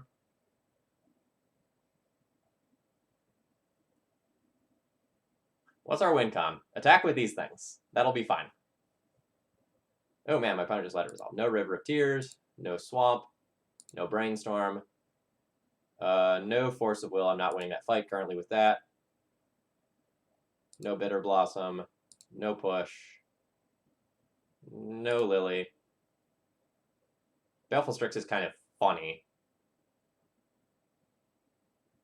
What am I actually looking for? I guess any piece of discard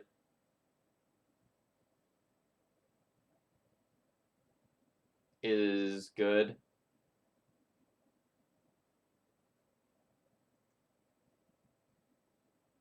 Is this good enough?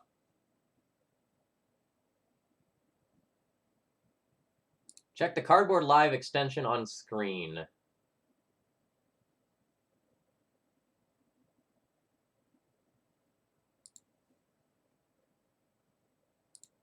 Let's keep going. Glenalandra is sweet. That will 100% get the Force of Will.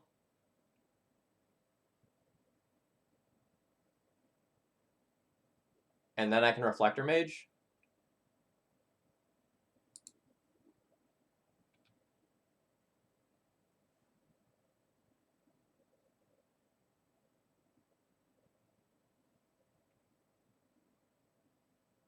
Yeah, I'll counter that. It's just kind of free too. So at this exact moment, Cardboard Live does not work on mobile, but it will. I got rid of one of those. That is currently in development as we speak.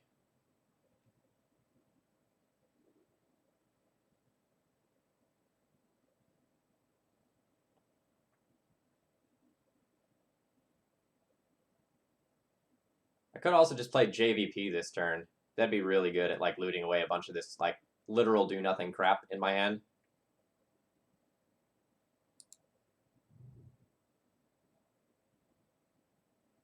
And then I can play Glenalandra next turn when I can actually hold up the mana.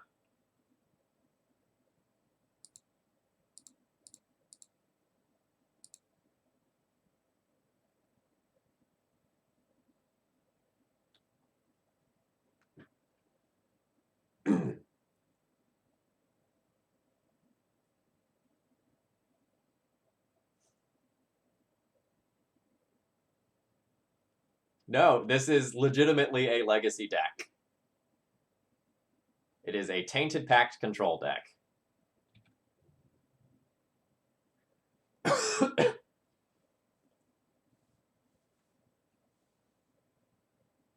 And now I can flip this Jace, like flashback the Tainted Pact again.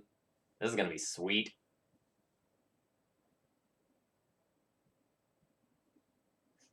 Rad, tubular, righteous, whatever you want to say. It is it.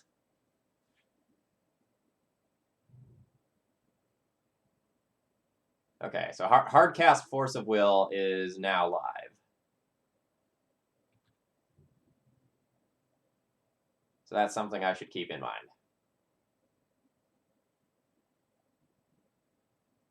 Still don't have 15 cards, though, so the Emrakul can't attack. So we got that going for us.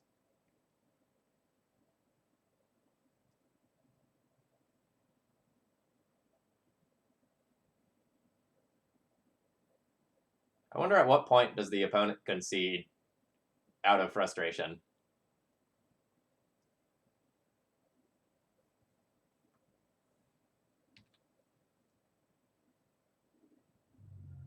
Ooh, a Flusterstorm. Well, that's really good.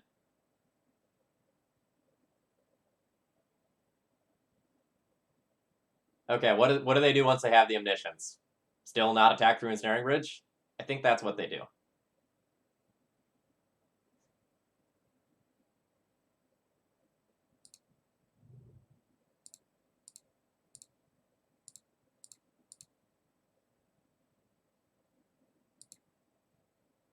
All right. So I cast Glenalandra. If my opponent taps out to hard cast this Force, then I just fluster it. Okay, so that doesn't work. They see through that line. So that occurs.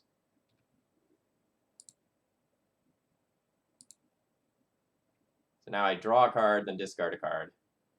I'll discard Swords to Plowshares. Now I get a Planeswalker.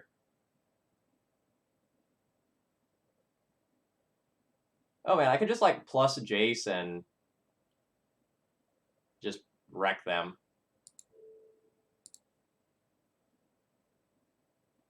So like I can just ultimate Jace to win this game at this point.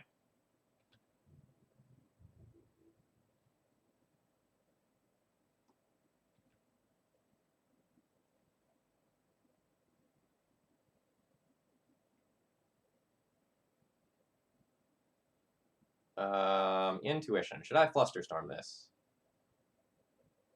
No, I don't think so.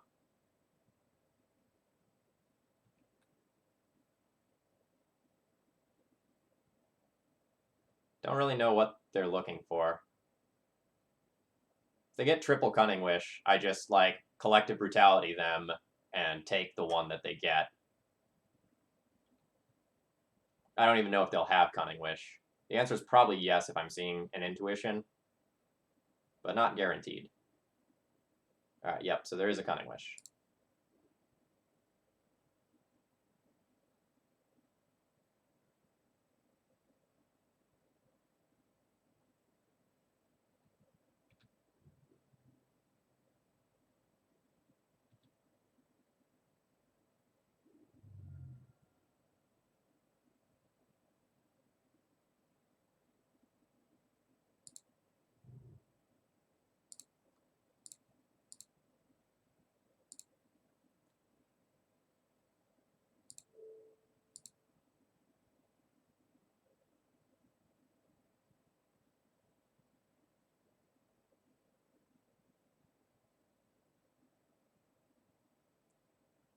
So if my opponent counters this, I just let them counter it, and then I flash it back with Jace.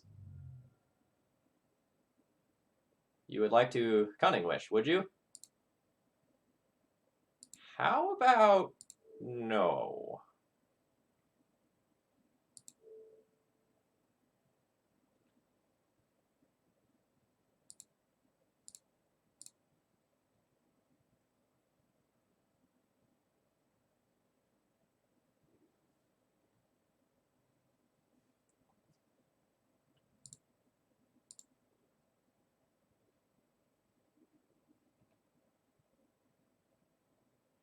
All right, so they have Emrakul, City of Traders left.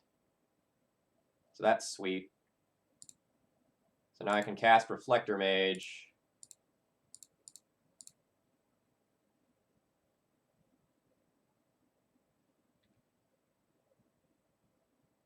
Bounce that Emrakul.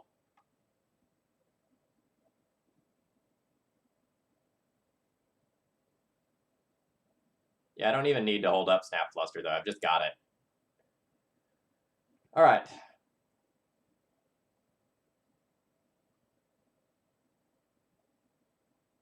No, that was certainly not a waste of a fluster. I don't want them to put whatever they have in hand. So I'd probably play Trap, Canonist, Disenchant, Priest. I'm probably okay with like Surgical and Extirpate because it's really, really good against Intuition. No, like if they get something really good and they just like untap and cast it, they can potentially play it around Fluster.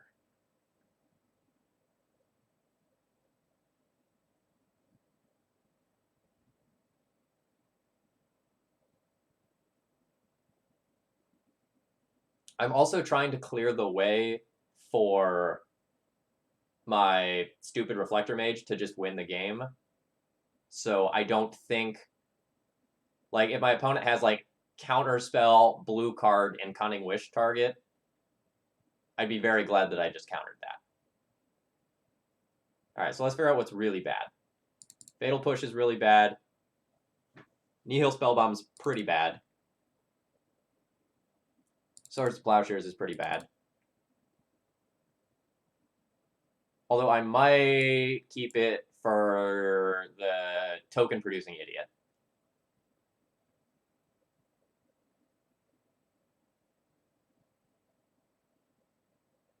Toxic Deluge is, like, technically an answer to Emrakul, but not a great one. I'll probably cut that. This isn't really a Crucible of Worlds matchup.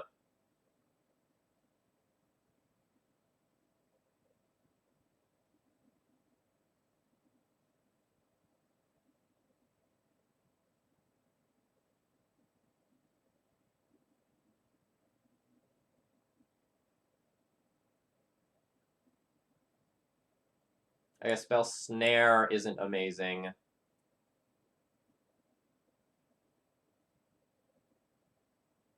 And maybe I should just cut, like, one threat of some nature.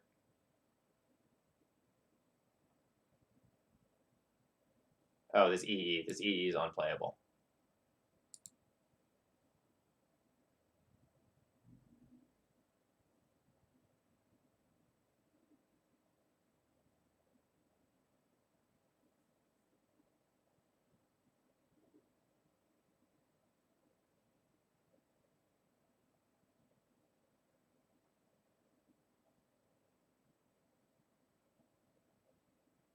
This hand is slightly awkward, but probably fine.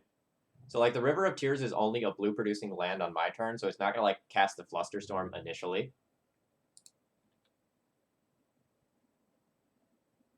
No, I think that was a fine time to go and use the Fluster.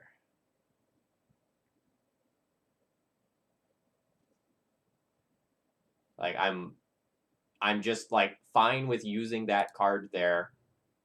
I'm very, very likely to get value from it, and I get to know if the coast is clear to just, like, take over the game. Ooh, wait, no, this does work the way I want it. I got it backwards. Okay, so this will be good for Fluster on my opponent's turn.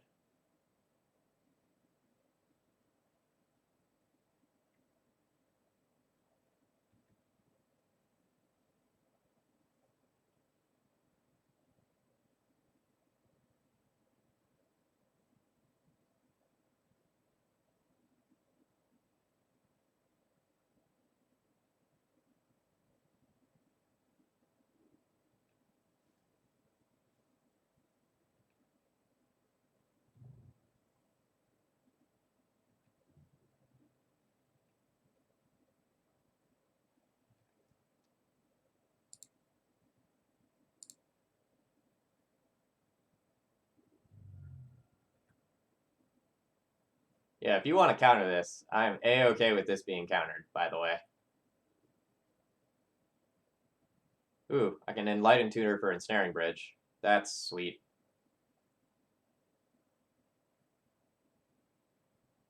So of this stuff right now, I probably don't want Lingering Souls and Path to Exile. I do have to redraw one of these. Path is only good against Grizzlebrand right now, and I already have Reflector Mage that's good against Grizzlebrand, so I'm going to bury Path and intend on getting rid of it.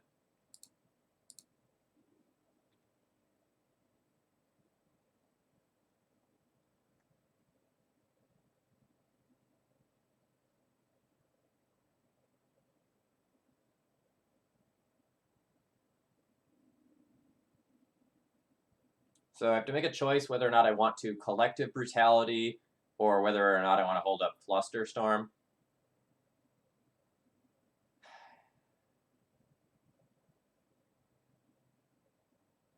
I think I want a Collective Brutality.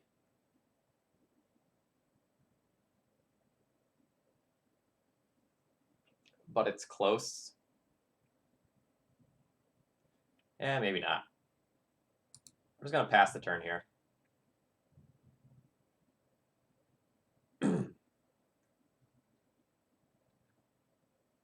If my opponent just has, like, Spell Pierce or something like that for my Collective Brutality, it's a little awkward for me.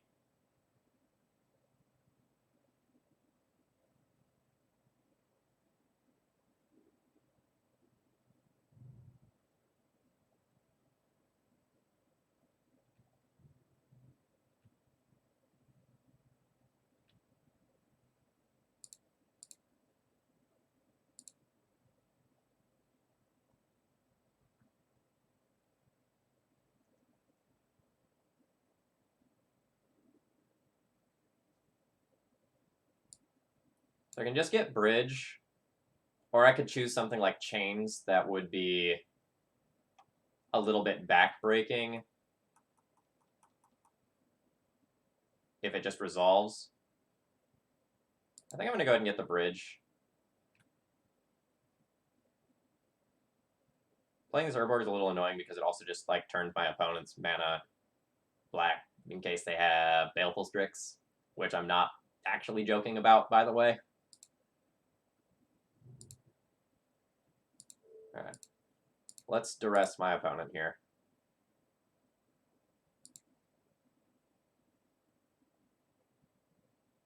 So note this River of Tears will currently produce black, so I can't fluster back to protect this. So this is just, like, happening or not, no fight over it.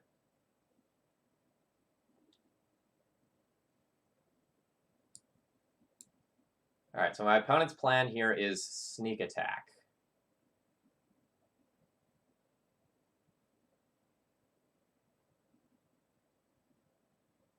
So I'll take their Force of Will here.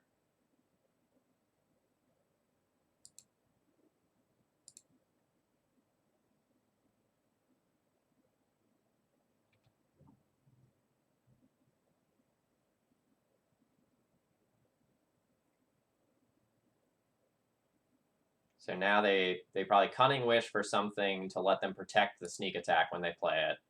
Or maybe they have some sort of Artifact Destruction card that can beat my Bridge that they already know about.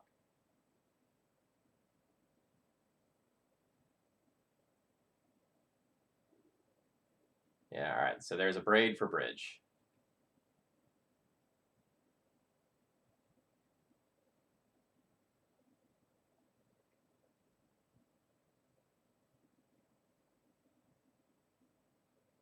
Alright, Flusterstorm does not counter that, so that just occurs. I need to draw a land. Alright, so that's a start. So now they go... They might not be able to destroy Bridge and activate in the same turn, which is what I have to bank on.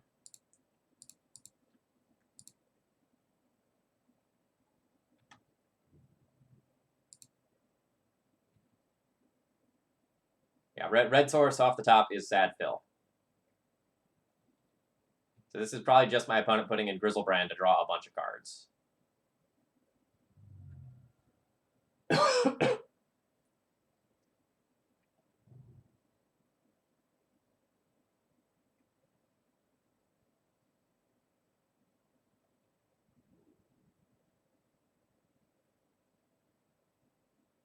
So now if my opponent abrades, though... they only cast one spell, so I can't counter this. They have two floating.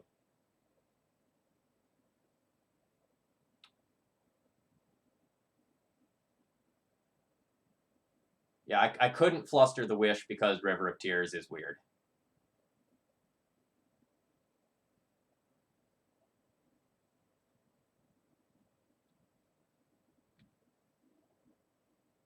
Yeah, it's awkward.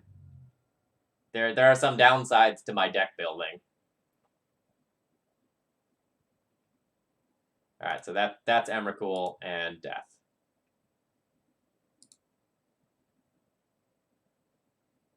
What do you mean? River of Tears is a dual land that is not named the same thing as the other dual lands. So it's great, right? Yeah, this deck's sweet.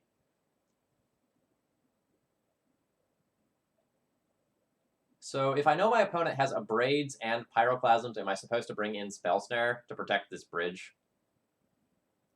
Real questions. Maybe. River of Tears is actually accurate.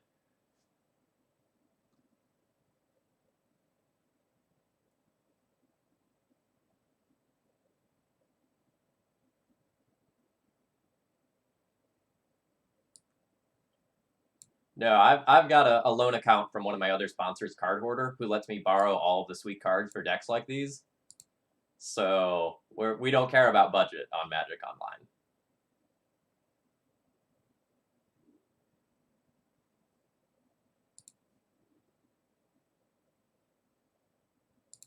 Keep. Sounds awesome. Discard spell into Tainted Pact for God knows what.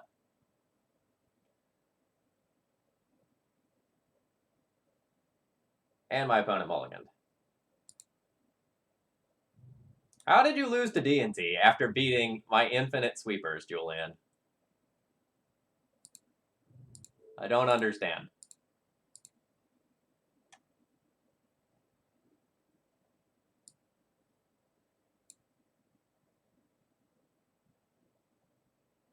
My opponent bottomed. I think I get this one for free. My opponent does not have any blue-producing lands currently. They just have this Visagia, which taps for colorless. And I have this bridge.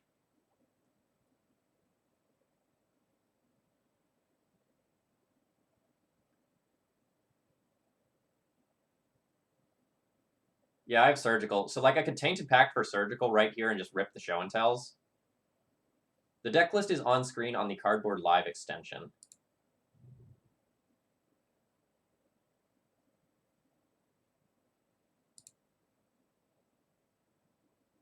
I think I just want to play JVP.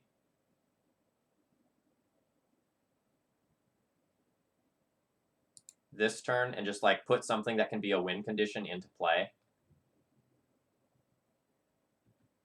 And then use the rest of the game to try to disrupt my opponent. All right, so they drew Ponder.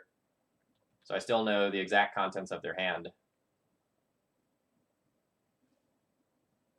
Now, especially if I draw a land, I will probably just Tainted Pact for either Surgical Extraction or Extirpate.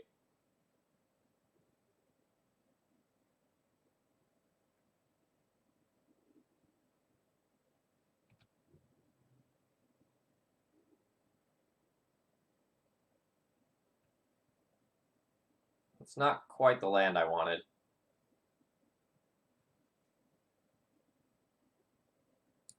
Let's loot.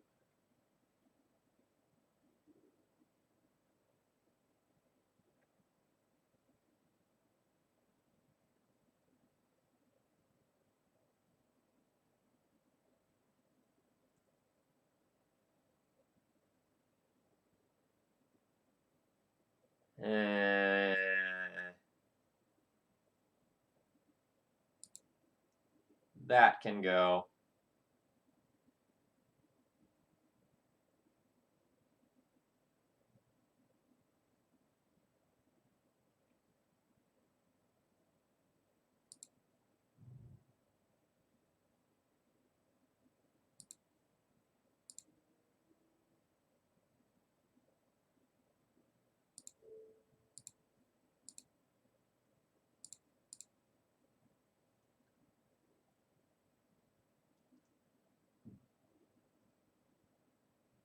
Do I care about your Force of Will?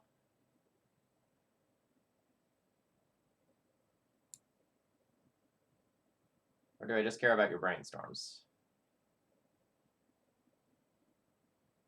I'll take your force of will.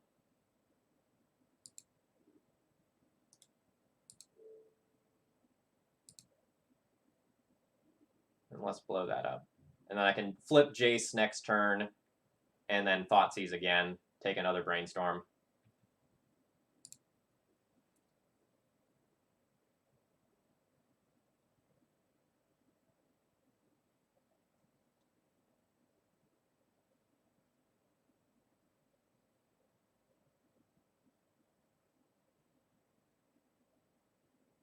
Yeah, Riptide Lab is sweet, but very unlikely to be activated this game, if I were to guess. Ooh, second Boseiju. Gross. Alright, land is kind of what we want to see.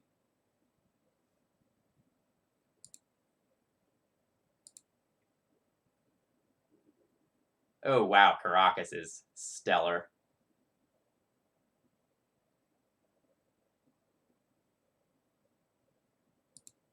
So I can discard Scrubland.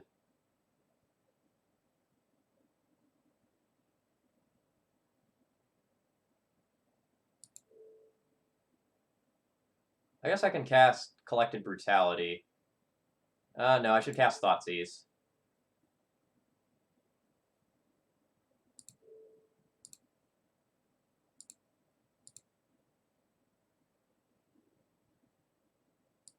Alright, so I'll leave them with Emrakul Grizzlebrand and take the Brainstorm.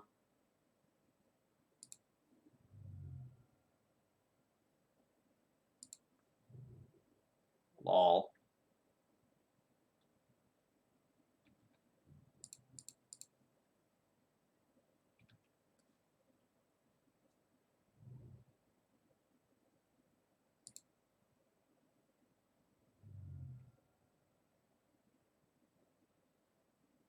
Your show and tell resolves.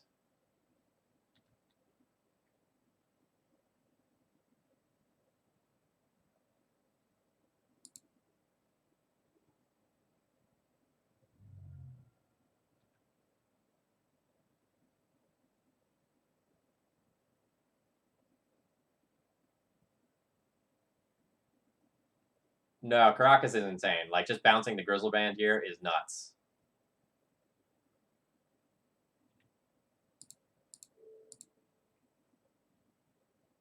Like, now my opponent has to decide if they want to go to 2.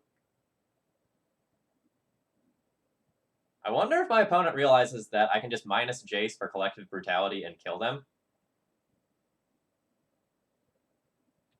My guess is no.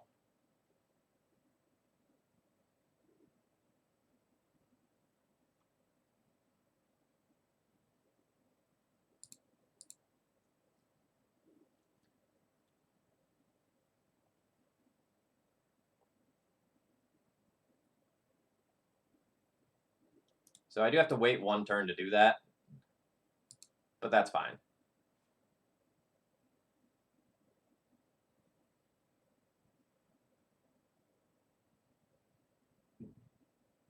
So I've already used my Wasteland, so I can't, like, Tainted Pact for a Wasteland to just, like, blow up an Ancient Tomb and make sure my opponent can't possibly kill me in any capacity.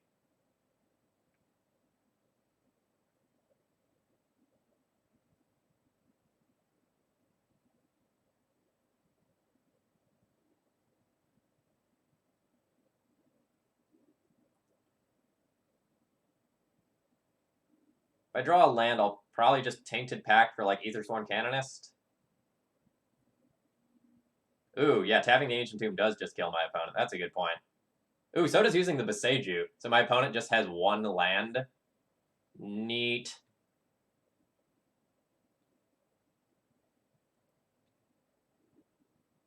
Second Tainted Pact.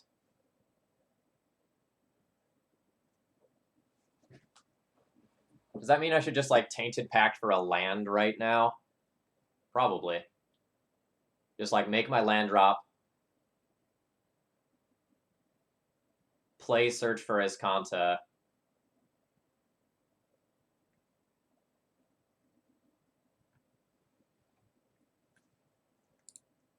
Yeah.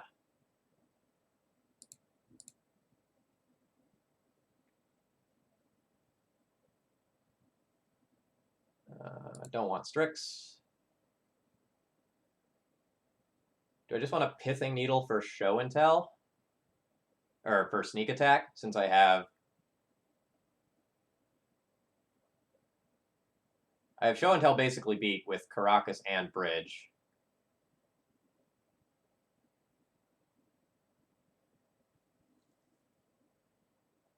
My opponent can't get to like show and tell mana before I just kill them in any number of ways, though, I think.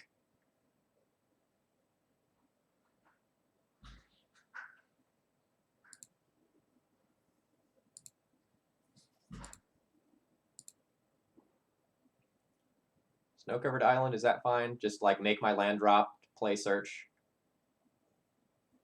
I think I like that.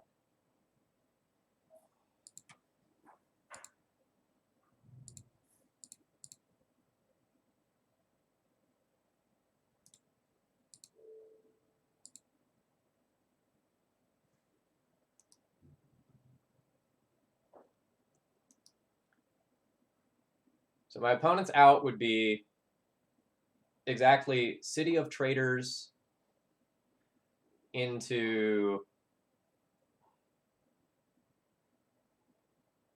or I guess like multiple Lotus Petals can be evolved too.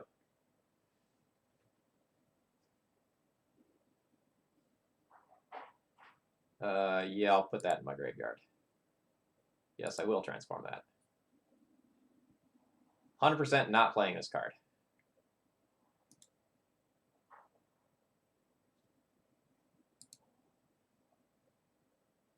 All right. So minus, let's cast Collective Brutality. Collective Brutality. Drain you. Tap. All right, sorry. Collective Brutality. Drain you. Tap black and colorless to do so.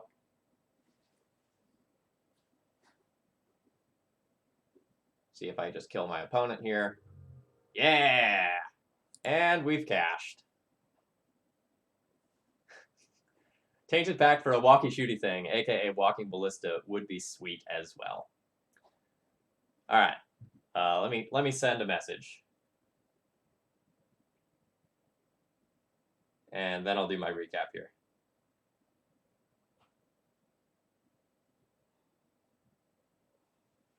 Okay, so recapping today's stream, this deck list was a lot of fun. It was. Let me close that. My roommate just walked in.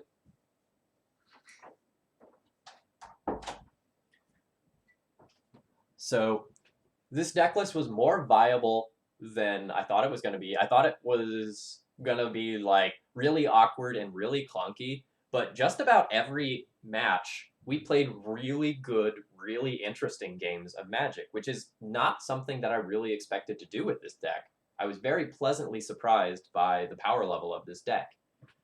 Tainted Pact was absolutely insane just about every time that we cast it. Like, there's some Nambos in this deck. Like, we ran into, like, Dread of Night and Lingering Souls, or, like, Brainstorm and our Chains of Mephistopheles. But given the tools that we had available, and we had a lot of tools, we were able to wiggle through more of these matchups than I thought. So I'm super glad to have played this as a donation deck list. As far as changes I would make, I don't know. Like, there's so many cards that you could slot into this, and like they would all be fine. I kind of wanted a Jace the Mind Sculptor in this list. I'm kind of surprised that's not there, but I guess it might be a little hard on the mana. I didn't do the math to see how easy it is to actually cast a Jace. That was one of the only things where I was like, man, I really wish I had that card. Otherwise, I more or less had access to everything that I wanted to have access to. So I have some lunch plans that I'm running a little late to, so I'm going to go ahead and cut things off here. Thank you, everyone, very much for joining me today. My name's Phil Gallagher, and I run ThrabenU University. Just to show you what's upcoming. So on Monday, I'll have Mono Black Control. Wednesday will be D&T with Hallowed Spirit Keeper. Saturday will be Stoneblade, and then we'll have a Trials Enchantress deck list beyond that. Yeah, I love Cardboard Live. They've been really, really good to me, and this stream, more than any other stream that I've done before, has probably shown the importance of having something like that available for Magic coverage. Like, I can't sit here and just like explain this deck list all the time. I just need my viewers to have access to something like this to have like the best streaming experience that I can. And I'm very happy that Cardboard Live is just improving quickly. They're in sort of a two-week crunch right now where they're getting ready to release their like V1, the version that kind of comes after their beta, and it's going to have a whole bunch of new features. I'm really looking forward to seeing this on some paper streams so that I can go and have some... Okay. Soon, and by soon I probably mean like end of the year-ish, they're going to have image recognition software working, so where if you're watching a paper stream, you can go and scroll over a card, and then you can get a digital pop-up of what that card is. So I'm really looking forward to what Cardboard Live is going to do for Magic coverage. It's very, very exciting. Yeah, no exaggeration there. The software currently works, and they are training it on all the various Magic cards. So it is going to be hype as fuck. And shameless plug.